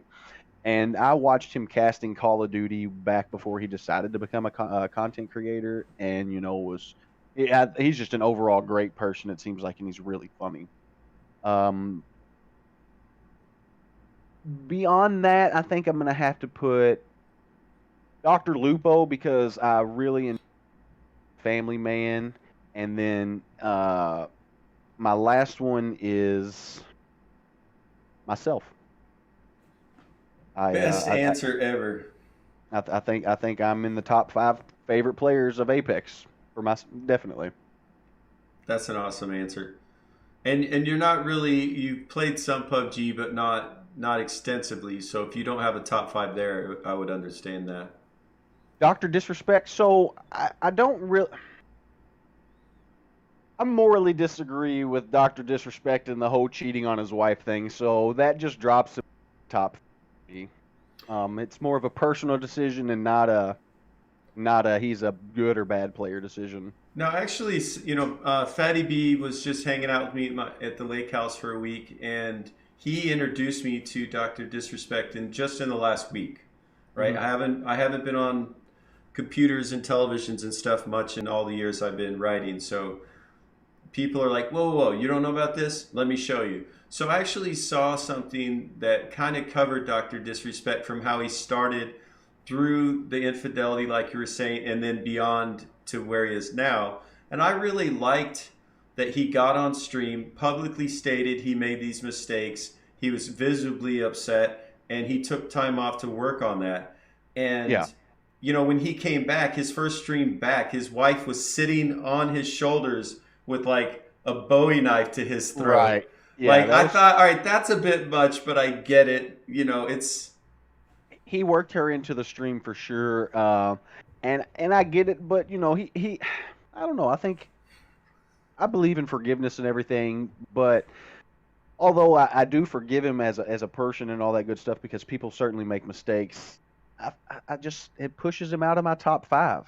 I feel like he's a mm, good content creator and everything, but for his wife had to make tons of sacrifices for him to be able to even go to E6 and all of that crazy stuff that mm, he would go to, and then on top of all of it, she has to make even more sacrifices to stay with such a public figure after all of the craziness. So yeah, I respect him for coming out and apologizing on stream and all that good stuff, but I didn't gain enough respect back for you from that to make me be like, yep, you're back into my top 5. But he's number 6. no, that's well, it's fair. I mean, and again, guys, like I think so many of people who just view streaming but aren't actually streamers, we're human beings. We're real human beings. We make Yeah. mistakes, we get things right, but we our lives are public. We choose to make Hmm. them public, but that sometimes, you see especially with somebody like Dr. Disrespect because he's doing public events and meet and greets and things of that nature. You're gonna see like we turn on the camera when we're ready for you to see our faces, right? So when you're getting 24-hour access, you're gonna find the other human stuff, Yeah, right? for sure. We're not impervious to bad decisions. I mean, but I do side with you, Enforcer, in infidelity being a problem. It's not something I would do or condone by any means. Yeah, of course not. And like I said, it's just a personal preference for me. It probably goes back to terrible relationships that I had when I was a child, and that just that stupid shit stuck with me. So, as far as like streaming goes, I don't most time watch someone to see if they're cheating on their wife or not. But when it goes public like that, it just makes me go, there's somebody else I could watch right now. Well, and that's a damn good point too. I mean, just we're there's more streaming platforms than you have, screens to watch them all, right? Exactly. So much less we're talking about the number of streamers on any given platform. And there's plenty of other things to do with your time than watch streaming. Now, it's probably a weird thing to say during a live stream, but it's true, right? Like you could go Oh, without a outside, doubt. you could walk the dog, you could hang out with the kids, having maintaining your interpersonal relationships, right? Your friends, your family, your children, that's incredibly important. And 100%. Well, especially what to a successful career of any kind, streaming or exactly? business, anything. Yeah, exactly. And we can't overstate how important it is if you're going to be a streamer, especially a daily streamer, that you are still supporting your friends and family around you, because then that's how they'll do the same for you, and that's why it works. Agreed.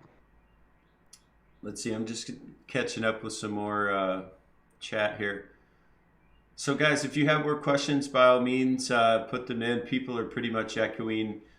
Character is, like Garbanzo said, character is important regardless of how entertaining, right? In the Yeah, end, even if definitely. you're pretending to be rude, you're not, well, I'm not really rude. I'm just going to pretend to be rude on stream. Well, you're Yeah. being rude. That's what we're seeing. That's what you're exposing people to. I tend to not gravitate towards a lot of the character streamers. Um, Mm. so like one of the big character streamers on Twitch is Exposed. He's a big Call of Duty character streamer, and like he gets real animated, and he got really big because like he spit on his camera after he killed somebody one night. And that to me is like all character, and I'm just like, I can't get into that because that's not really who you are. Because honestly, I feel like when I watch a stream, I wanna be able to connect with the person. Like I ask personal questions, like how was your day and stuff like that. I'm not if I want to watch, an over the top CGI thing, I'll watch a movie with my wife, or I'll go watch some Game of Thrones. Mm. I'll watch a streamer for their content and them. So Yeah, and I realized, like with my streaming, I'm not a big gamer. I started streaming to communicate with the audience and do these live podcasts primarily. And I've realized, like, when I try to game, nobody cares. Nobody shows up. Nobody wants to be in there. But as soon as I put my face full of screen and start interacting in real ways and having real conversations, the viewership spikes immediately, and so does the chat. oh yeah, 100%. Yeah, interactiveness breeds great content. It just doesn't matter what you're doing, whether it be playing a video game or just talking. Like if you're being interactive, like people will talk to you. Yeah, and yeah, Red Spartan, we're not saying there's not a demographic that wants to watch character streamers. We're just saying that's not our preference. We would rather get to know the person and who they really are. But there's a demographic. People watch character streamers. Oh, 100% Red Spartan, and that's why people like Exposed or people like Doctor that garner the type of viewership that they have, because people like watching it, and that's okay. That's it's similar to like a TV show, like we talked about before. Um, and that's all right. So there's a number of questions coming in. There was the question about PewDiePie joining the platform, which I think we pretty much covered. I mean, you did extended streams the entire week because, I Yeah. mean, Uh, regardless of uh, whether how you feel about PewDiePie as a content creator, he brought a massive audience and influx of people to this platform. I say it's a good thing. yeah, I think it's a really good thing too. Without diving too far deep into it, I think the drive of traffic will be good for DLive for sure. Yeah, I mean it helps monetize the platform for sure. So Neo Potato was asking, on the point of relationships and streaming, and this is with a caveat, which he says he regrets playing games a lot when his daughter was young and not spending quality time with her. So, what do you think about streaming and networking 20 of 24 hours? Is that good for your children? Um, to be honest with you, no, I don't think it is, and it's not something that I'm going to be able to sustain for an extended period of time. But I think, and I have a hard time talking about this because this is one of the more difficult. Excuse me. This is more of the one of the more difficult things that I do streaming full time network family. There are moments that I do miss, and that I certainly do regret. But on the weekends when my wife works, and I'm full time dad, and I don't have that full time streaming networking responsibility that I do during the week. I try my best to make up for it. And I know it doesn't make up for the days that I miss throughout the week. But hopefully one day that it'll all pay off, and I won't have to work 20 of the 24 hours out of a week. Yeah, and there's your kids are still quite young, so Yeah, it's not like you're missing ball games and ballet recitals, and you know what I mean. They're still definitely. quite young, so I would say as a person who has two sons, 19 and 15, um, they grow up so fast. It's crazy cliche, right? But my children right now physically outweigh me by 100 pounds each and are taller, bigger. It's like talking to a grown man when I hang out with my kids. And I often think about when they were small enough to hold in my hands, and like, wow, that's Hmm. amazing. And it does happen, and it really picks up speed. But yeah, so I think everybody's just kind of trying to say, we love you, we appreciate the time you spend with us. But that's a pretty special time when your kids are that young, and I would definitely try to maximize the exposure. Yeah, I 100% agree with that. So I try to stream when they're sleeping. That's one thing that I've been making my streaming slash networking when they're streaming, because part of my full time hours is spending time with them, and I try to a lot of times. So like I work my job roughly 30 hours a week. Some weeks it's 35, and then I'll stream in between like 40 and 50 hours a week, and then I try to allot networking hours. At least 10 networking hours a week. So that's 2 hours a day, and then the rest of the time I'm either spending time with the family, or if they're sleeping I'm either streaming extra or networking extra, and that's where that extra time comes in to play. So Mm. although although I feel super bad about missing time, with the time that I'm missing is either due to my full-time job, or I'm an extended stream that I did, that when I end it I'm gonna nap with them. Mm. And Um, no, no, that's definitely covered well. So, best of worst ask before we lose the question because the chat's going now. Enforcer J, how do you personally handle the great fluctuations in viewing numbers these days?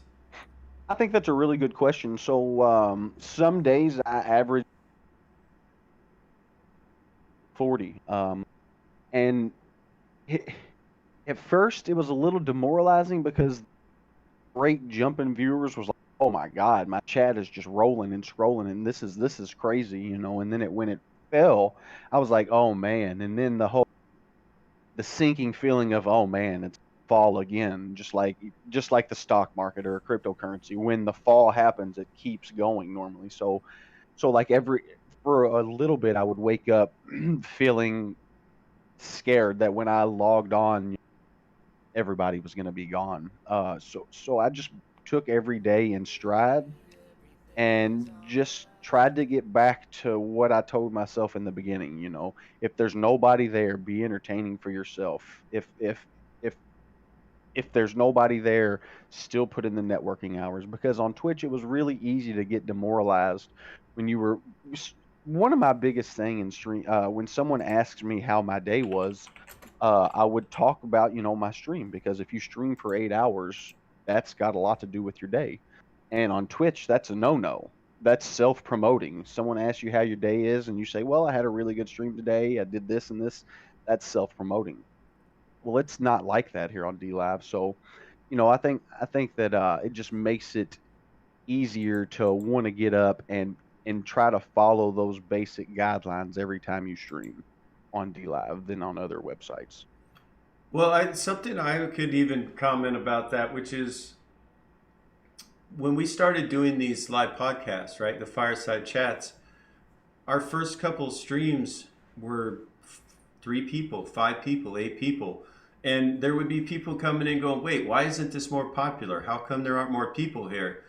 And it's not important. What's important is that you're here, that we're here, right? Like every person, one viewer is enough to entertain.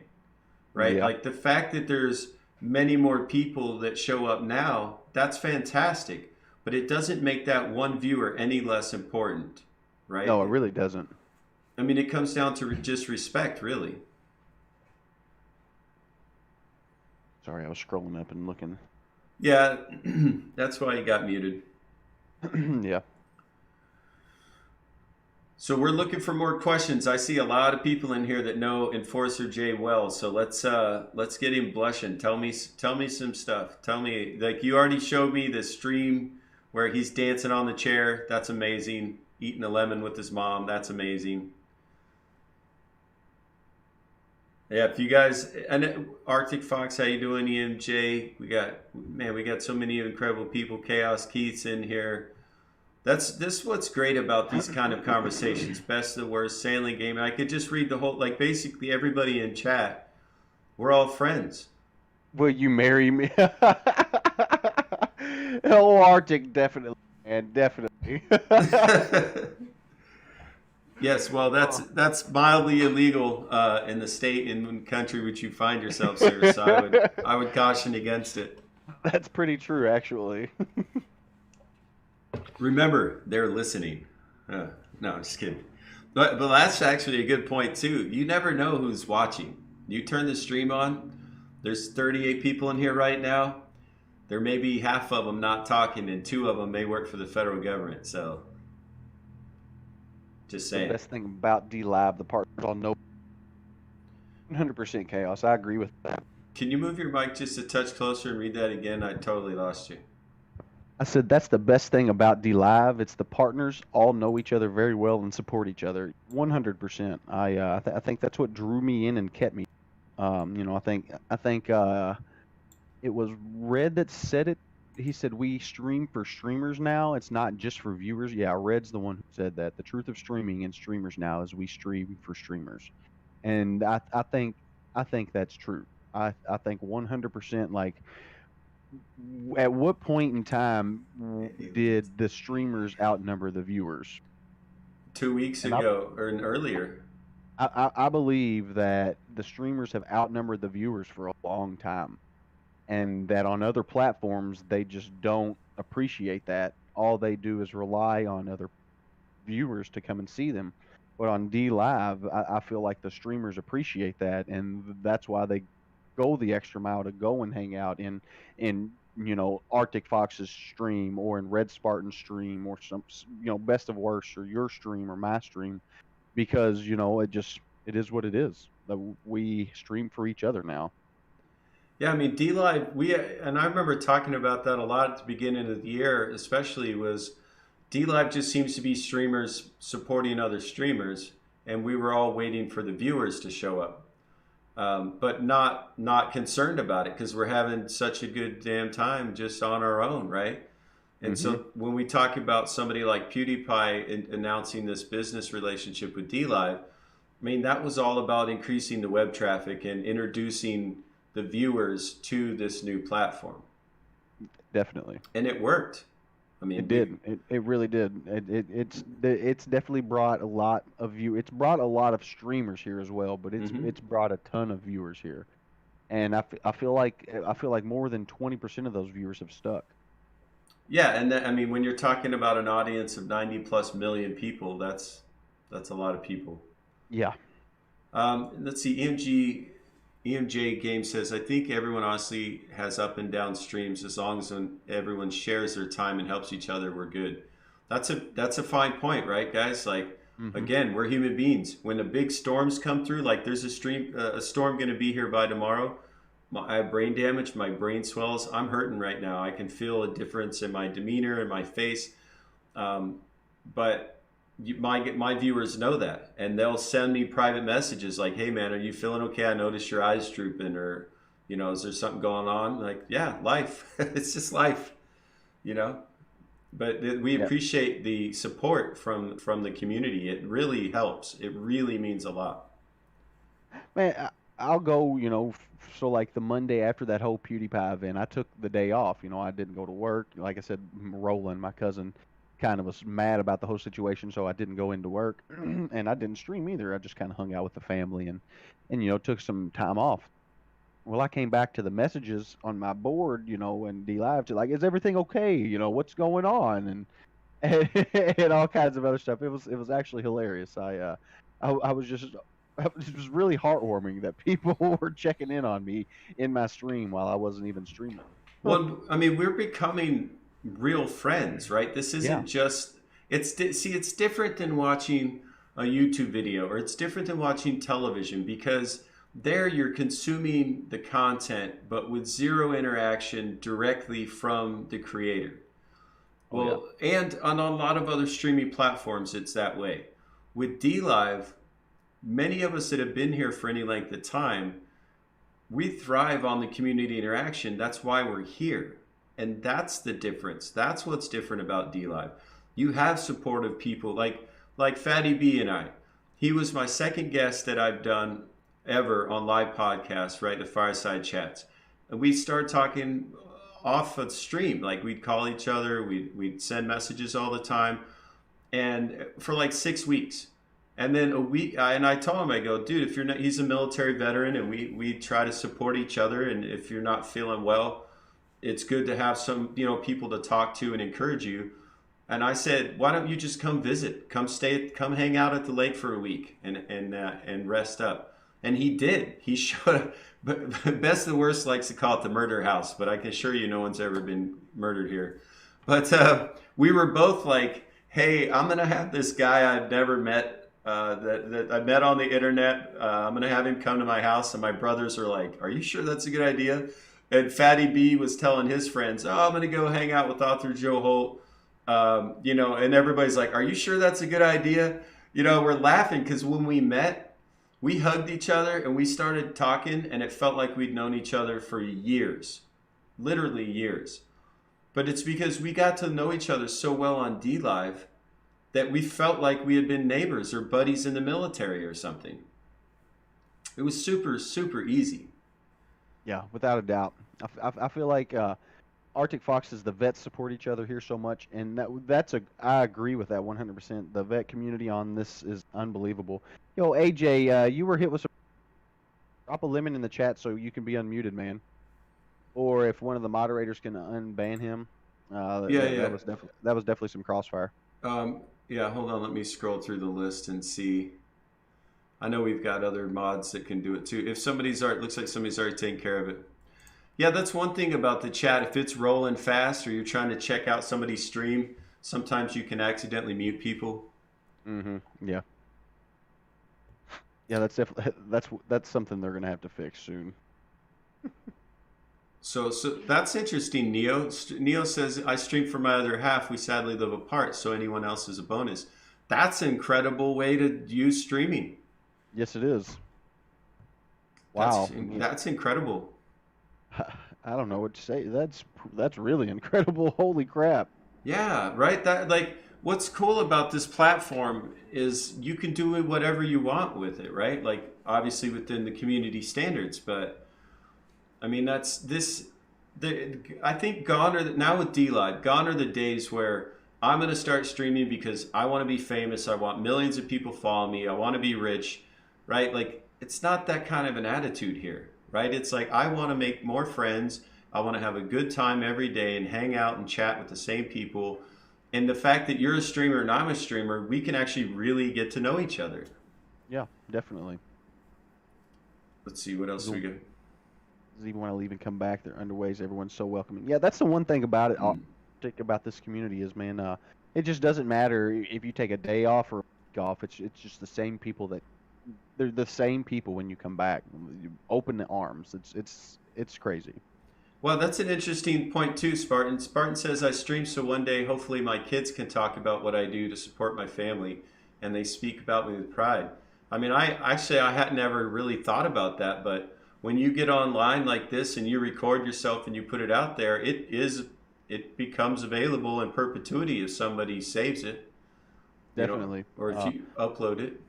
And I agree with that 100%, Red. I feel the same way. I really do. I hope that, because I really enjoyed football growing up, and I had an athletic and academic scholarship to Western Kentucky for mathematics and football, and I really hope that my son follows in my sons follow in my footsteps.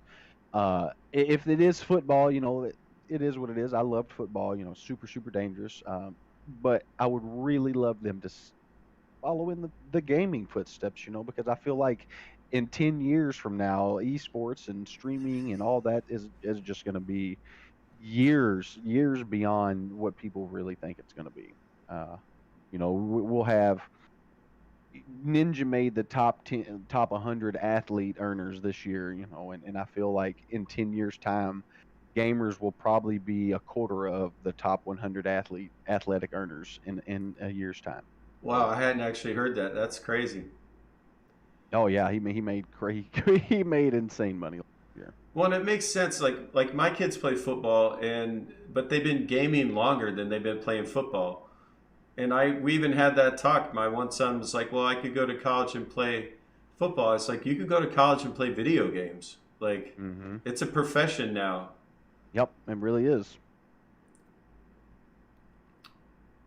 Just we're just reading through these the chat. We're looking for questions, guys. If you have questions specific to Mr. Josh and Forster J here, please let us know.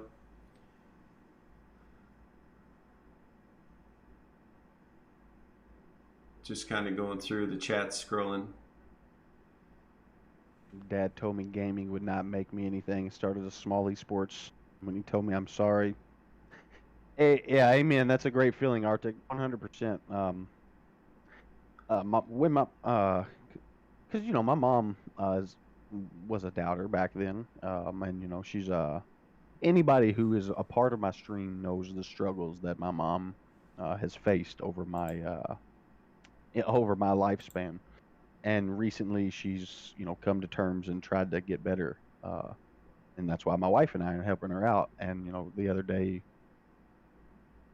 after PewDiePie donated to me, she just kind of broke down and was like, "I'm so happy and proud of you," and those kind of moments just mean so much to somebody that's given their all to something, and it's just an incredible feeling.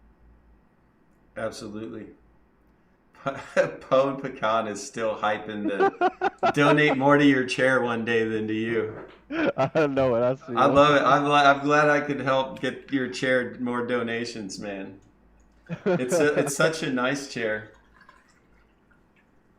Red Spartan gaming will be that day that we gaming will be the same as football the day we take off to watch. 100% Red Spartan. I agree with that. Well, I know a number of people that took off work just to be around for the day PewDiePie streamed. For the Hmm. obviously there was some dono stuff in there, but really it was more just about the hype. Everybody's just excited that this Yeah, thing's exploding. exactly. Hey, Josh, what razor do you use, bro? You look 16. Bales, I appreciate that, man. It's a Norelco electric razor that I use, and man, is it amazing. It gets all the stubble. I was gonna say that's a pretty clean chin you got there, buddy. I'm obviously part of the beard crowd, but you rock it. You got that strong jawline. It works. It works. Yeah, I couldn't grow a nice beard like you have. Well, plus, you can't really pull off RBF with the beard. You know what I That's mean? true. You need That's true. that baby face chin. Well, and that's funny too, because like Bearded Leo, I mean, he's been known. His name is Bearded Leo, and he just shaved his beard for a fundraiser we were doing, and so he is now the unbearded Leo. Yeah, And beardless. I call him beardless Leo. well, we were chatting on Discord with D Live about it, and we're like, "Hey, can he be the unbearded Leo for a month, and you just save his name? Like that'd be awesome." That is really funny.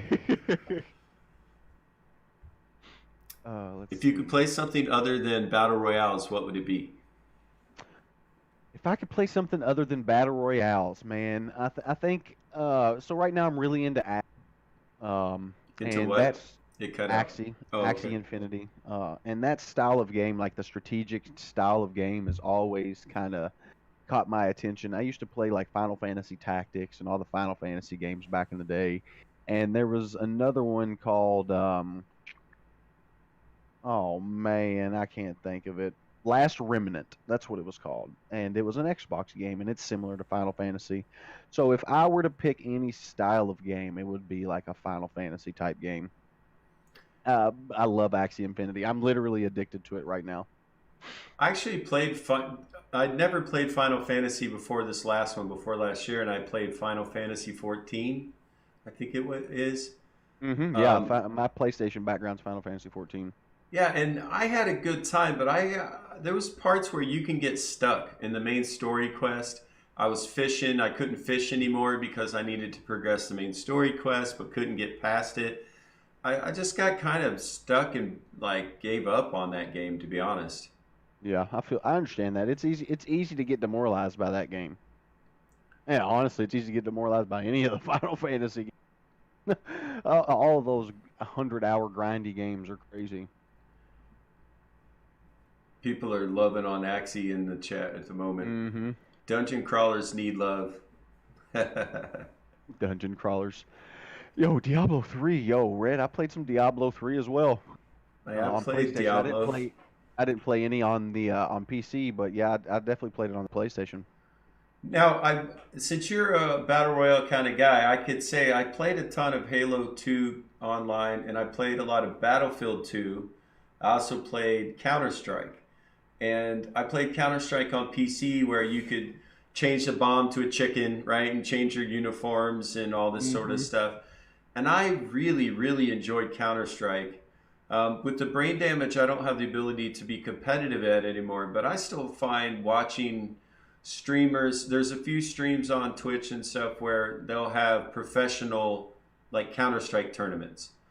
Yeah, And the way that they know every nook and cranny, every negative space, every possible weapon combination that would be the best for any given amount of money, and like, I find that stuff fascinating.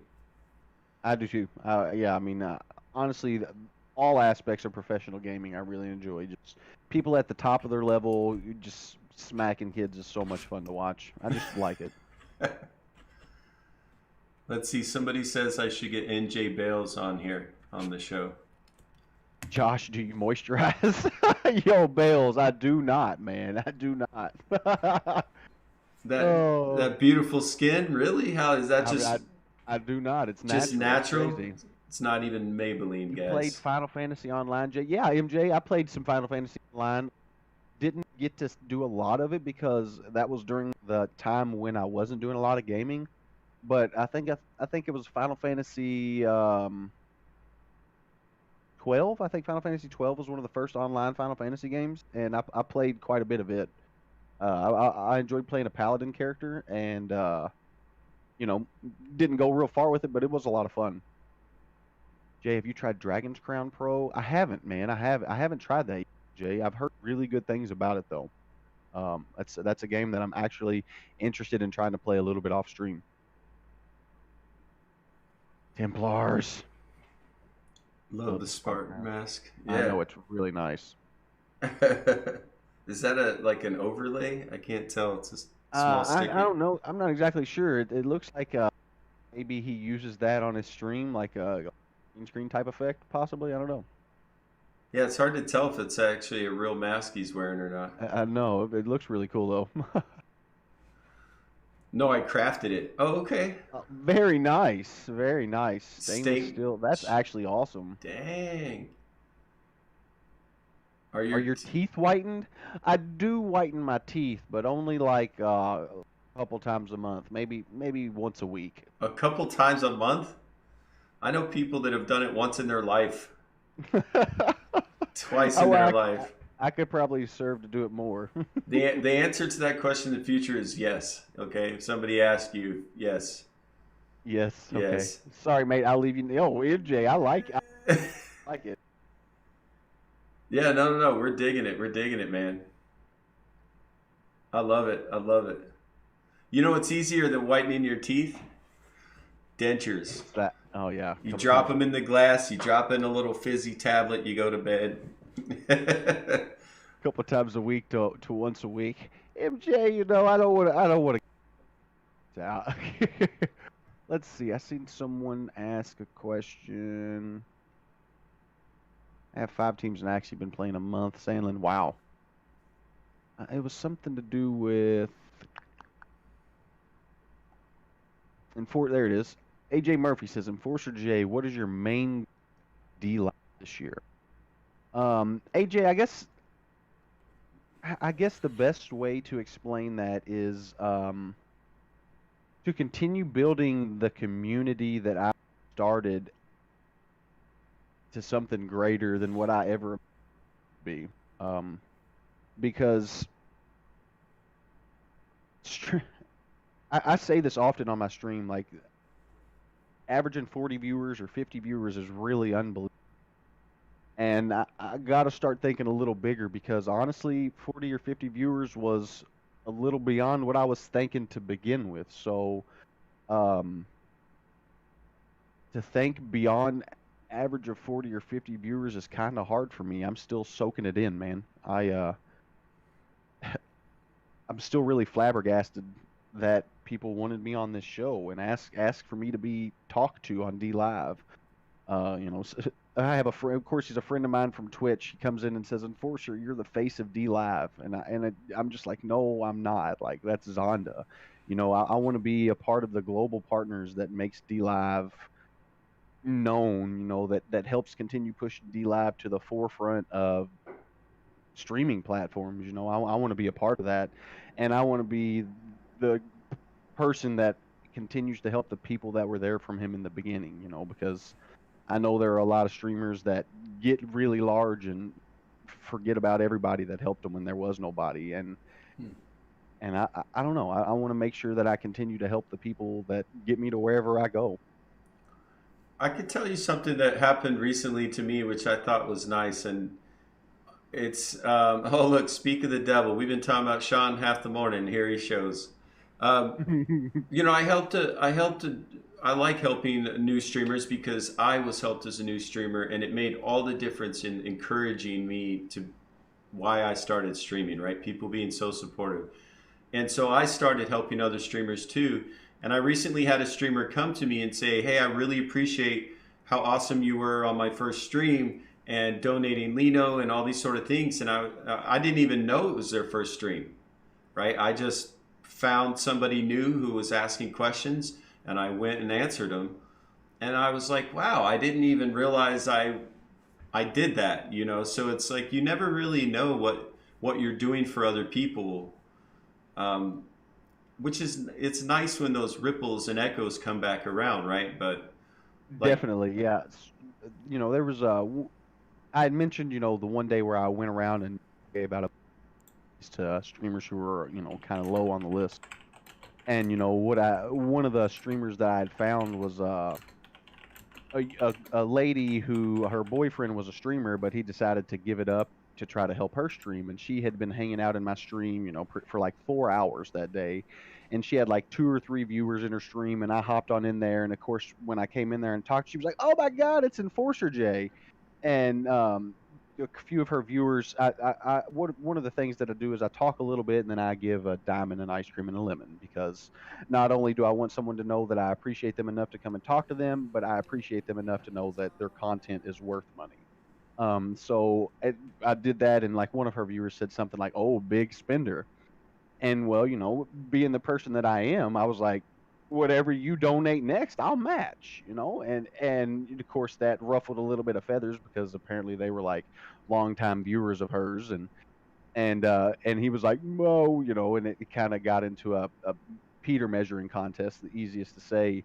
And finally it came out that a Ninja Genie got donated. Well, I donated a Ninja Genie, and that led to 2 other Ninja Genies being donated. So me and her friend having a little conversation about her fangirling is what she called it. She's like, "I just had a fangirl moment," and that's what got this guy super upset.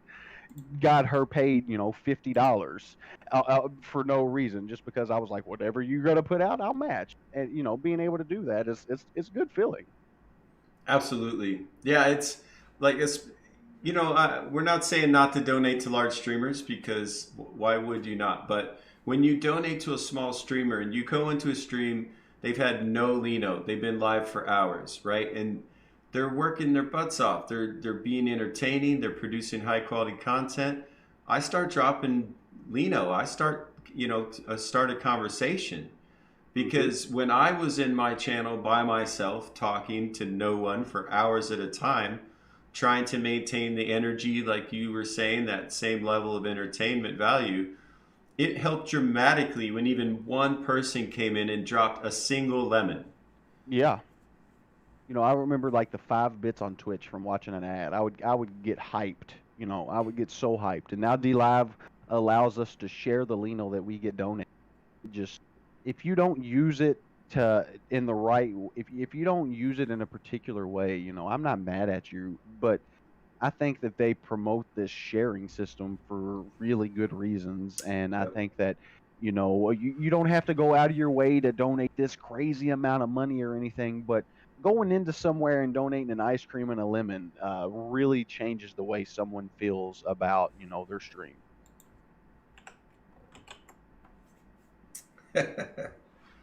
So this is a great question from EMJ Games. How do you guys sort out how much Lino you lock, withdraw, or donate? And my answer would be personal preference. That's a very short version, but what's your take on that, Josh? So I had a goal when I first started in my first 6 months of streaming to lock 100K Lino. And what I talked with my wife is I don't want to lock more Lino than I've with. So if we lock 100K Lino, I want to say that I've withdrawn 100K Lino, Hmm. because this whole thing about it, scam and all that good stuff. What? Well, that's good and dandy, but if you withdraw money, then it doesn't really even matter. All the other money was free anyway. So as long as you're keeping it at an even keel, I feel like that's fine. And I also discussed with her locking more money than we withdraw, which is also an option. But right now, I'm about to be at 200,000 Lino locked, and that's roughly 2,400 US dollars, and I get a good return in LP bonus every day. So I feel like the most I'm gonna lock is probably 300,000 Lino. I think $4,000 US dollars was our comfortable cutoff point. Well, and I like what Sean says here. Is that if I think if you're full time and earning well, considering cashing out regularly might be important to do. 100%, Sean. So I'm like I've talked about before. I'm fully transparent about all of my earnings. 100.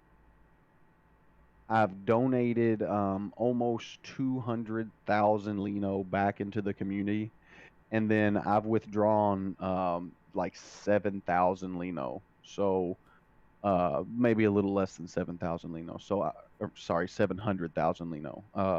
So I think it is important because I do want to become a full-time streamer, and I feel that it's important that you at least cash out to what your bills are going to equal to, and see where you stand. So if you're ever going to become a full-time streamer, you have to see if you can pay the bills with what you're withdrawing. So, at some point in time, you have to at least try to see if you can do it. And without withdrawing, you can't do that. Yeah, and this is maybe something Sean could help us understand, or maybe Enforcer Jay, because I don't. So I've never cashed any Lino out. So is it true that it's not taxable until you cash it out? Right? Like, am I the donations I'm getting in Lino? Yeah, Would they count 100%. against me before I cash them out, or No, not? no. Okay. So you can't be cashed out. You can't be taxed on Lino because it's on testnet, first of all. And when it goes to mainnet, you can't be taxed on it because it's a cryptocurrency. So the only time as an American citizen that you get taxed on Lino is if you withdraw it to PayPal. So Hmm. the IRS, I don't really want to talk about this, but I will a little bit. The IRS has something called like a hobby income, and they really don't monitor like a great income unless it gets over. I think it's like $3,500 or something like that. But anybody who lives in the U.S. has always heard that don't spend more than $9,999 because it gets flagged by the IRS. Well, that's kind of my rule of thumb. Like anything, if you don't earn more than $10,000 in a year streaming, I wouldn't claim it. But that's just me. And that's a good point. I mean, Sean's making Lino said Lino itself basically has no real value at the moment because it is a private currency on a test net. Yeah, So the point, and several people echo this, basically cashing it out is where the taxes come into play. correct. But it's good to talk about this because a lot of us don't know, and it could come up obviously in tax brackets. Also, you get taxed way more in the first year of withdrawing. Oh yeah, Wild Goose. U.S. has crazy, crazy crypto tax laws. It's ridiculous. It's ridiculous. That's one of the reasons I still have Litecoin in my Coinbase instead of Ethereum in my Binance wallet, is because of the taxing situation for crypto. Yeah.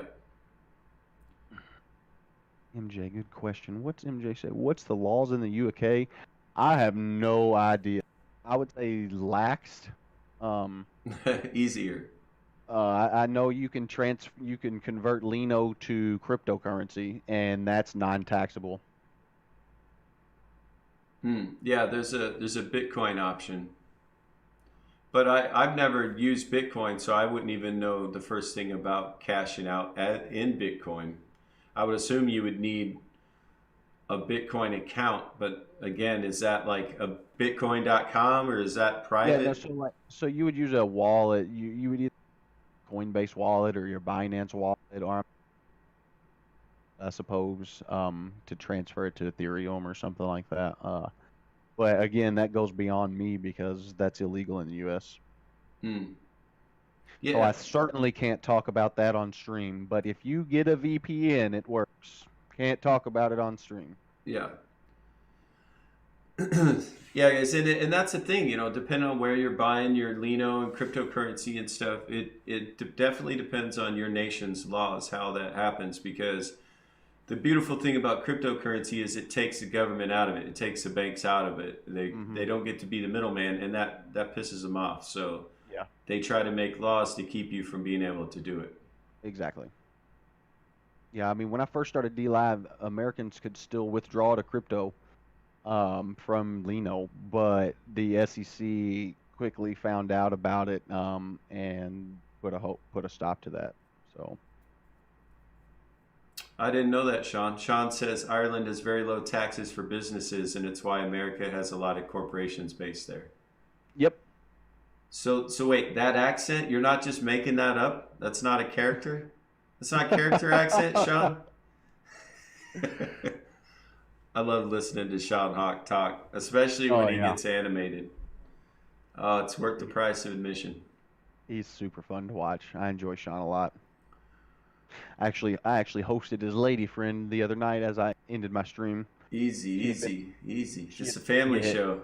she had been popping in and out of my streams for the last couple nights, and I'd seen that she went live, and I had like 50 viewers or something like that, and she was talking about how the night before gotten super drunk, and she woke up with a pizza on their bed, and I was like, yeah, Sean messaged me and was talking to me about it, and I was like, yeah, bro, order a pizza, like she'll love you forever.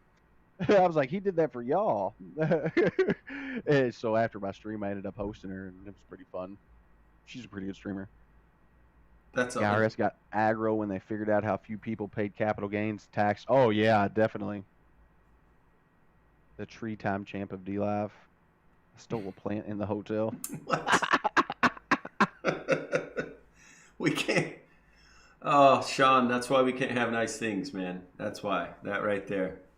Three-time champ gets eaten ice cream, sugar goes to his Mm-hmm. head, and then next thing you know, he's stealing plants out of the hotel lobby. Exactly. See, people are like, wait, what? Can't have nice shit because of Sean around here. Oh man. All right, well, look, guys, we've been going almost 2.5 hours. I don't want to wear Enforcer Jay out. He definitely has some streaming to get to. And to be quite honest, now I want to watch more of his streams. So I need you Well, to I get back appreciate to that. work, sir. I appreciate that. I appreciate you having me on your show, Joe. I really do, man. I've had a good time. Oh, this is honestly, it's one of our longest shows, and we're gonna have to like stop it because we could just keep talking and talking and talking. Yeah, I feel right at home. Honestly, I've had a really good time, man. That's so awesome. So guys, again, this is your last chance. If you have specific questions for Enforcer Jay that you aren't getting answered in stream, which is improbable, but feel free to ask. But yeah, again, guys, really, really glad that every one of you are here. We love doing these fireside chats. We call them. They're live podcasts. It's always with other D Live streamers. And I'll be honest, there's enough of a demand now. We're not having any trouble filling the guest slots. So I say this as often as possible. I invite any D Live streamer on the show, but there is a caveat.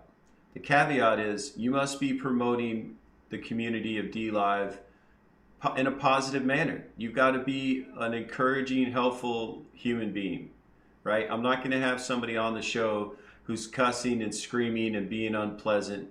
It's just not what I care to promote. So if you've reached out to me and I haven't talked back, it's probably because I don't enjoy your content. And to be quite honest, this show is my content. And so I try to have people on that espouse love and friendship and community. And honestly, that's how I found you, Enforcer. Not because I'm a regular consumer of your product, but because there's so many people on this platform that were like, Enforcer J is an amazing human being, and you need to talk to him. So that's just a nod to you, friend. I appreciate that, man. I really do. So NJ Bell says, "Do you wax the gap between your eyebrows?" NJ, actually, I painfully pluck it, and because I'm Italian, it probably happens like twice a week, man. Sometimes 3 times a week, or else it gets. I don't know if y'all know Anthony Davis, the UK basketball player, but he goes by the brow because he has a unibrow, and it gets super unibrowy if I'm not careful. Sean, that's a nice thing, dude. Sean Hawk says, I personally love how Enforcer stays on his path of good content and positivity. Very professional. Thank you, Sean. I appreciate that, man. And you know how I feel about you, bro. I talk highly about you in my stream and in your stream all the time. I feel like the sky's the limit for some of the great content creators on D Live, and I feel like you're one of them, man. I definitely think that a year from now, when all of us is here in this chat are looking at D Live, we're all going to be like, "Wow, look how far we've come." And I'm just so happy to be on this bus ride with all of you, for real. Best of the worst trolling. So, okay, so you know what? I'd like to take a minute to explain that my name is not Arthur. Okay? Okay? Okay, the R is at the end of the word. The U is at the beginning. That means author. And author is the guy who writes books for a living. So my name is Joe. Appreciate it if you call me Joe. Uh, now, Worst likes to call me Arthur just because he thinks it's Uh-huh. hilarious. I've been in other people's chats and had people go, "Oh my God, I thought your name was Arthur." I'm like, Yeah, that's best of the worst's fault. it is. It is. That's why we're addressing it with him here. Love me some booty. I mean, enforcer. I love you too, Sean. Oh, Joe, I call you. Actually, that was pretty funny. I was hanging out with Sean Hawk this morning, and I got some Arthur, I got some author, I got some Joe, I got some Mr. Holt. It was hilarious. I was like, great. Clearly, best of the worst has been in here. Oh Clearly. yeah, I got the cookies. All right, guys. Well, again, author Yo Holt gifted one lemon. Yes, I do that. I like finding people's chats that have text to speech on and then donating 777 lemons.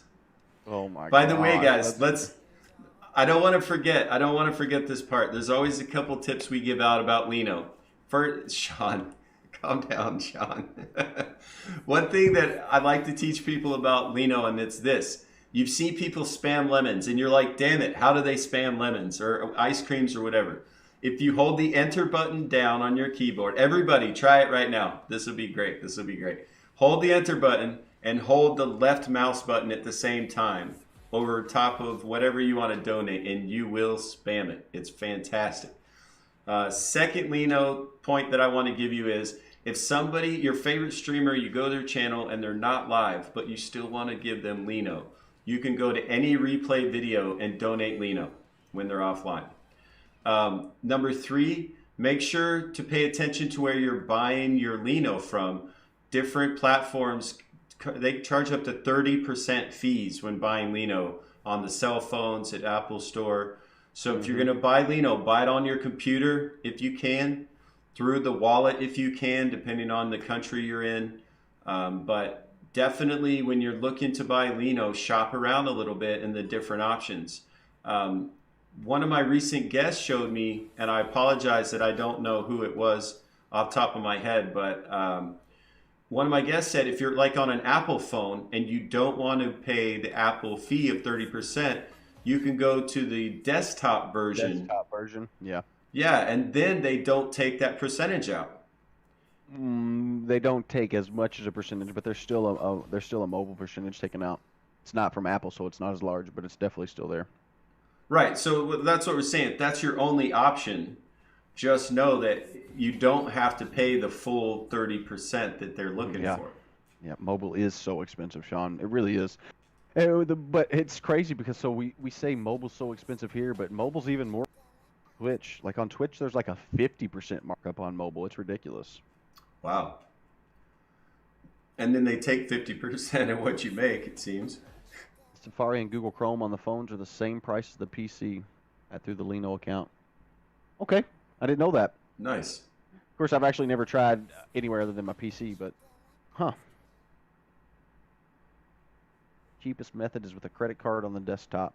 Yeah, I think it's a little cheaper if you buy it with cryptocurrency through the EU, but I could be mistaken that. Yeah, and again, guys, this is us just guessing. We don't work for Lino, we don't work for DLive, we don't work for any of these other companies. This is just us trying to be as helpful as possible. But take everything like Abraham Lincoln said, you can't trust everything you read on the internet. You certainly can't, because you've misspelled "with" in the title, and I just now noticed. That's not important. Damn it!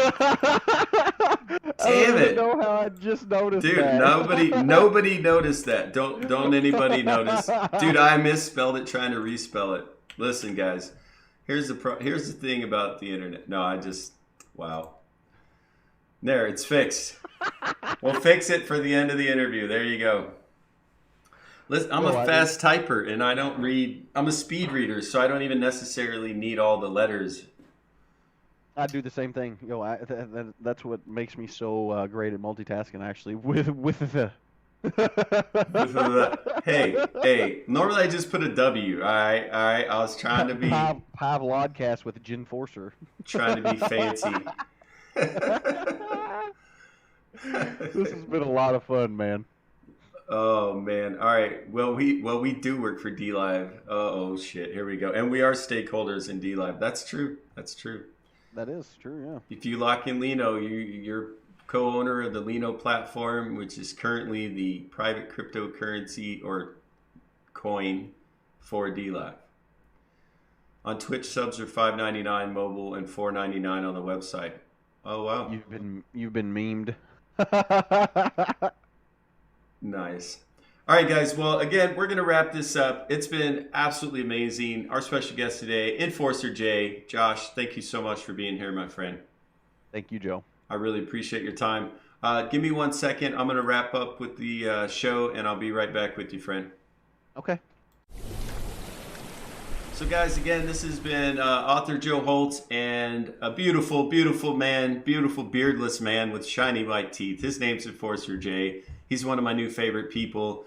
If you don't know, his name is Josh. He likes to stream battle royales, Apex specifically, and he's one of the best in the world at it. So if you like battle royales and you like first-person shooters, you'll definitely enjoy his channel. Not to mention, well, actually, I am going to mention it. He's just an incredible human being. He's super interactive with his chat. He has a beautiful chair. Feel free to donate to the chair next time you see it. Its content creation is on point, maybe even better than Josh's.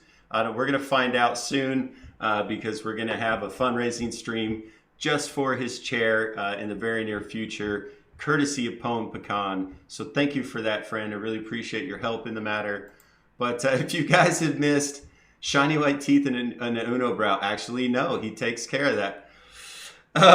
No, he takes care of that. And my godfather's Sicilian, so I know the struggle is real. I know the struggle is real. But again, guys, if you missed any of this show, I upload all these live podcasts to YouTube, Author Joe Holt on YouTube. There's at least 18 of these on the playlist. We'll be uploading Enforcer J's immediately after the show. It'll be available probably in an hour.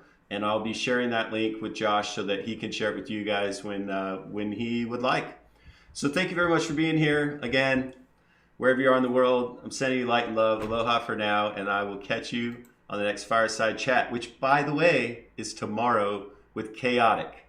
It'll be 10 a.m. Central Standard Time, 4 p.m. UK time, but we're doing another live Fireside Chat with Chaotic, who is now a DLive Guardian, but we're going to primarily focus on her as a streamer. So, again, love you all, and see you again very soon.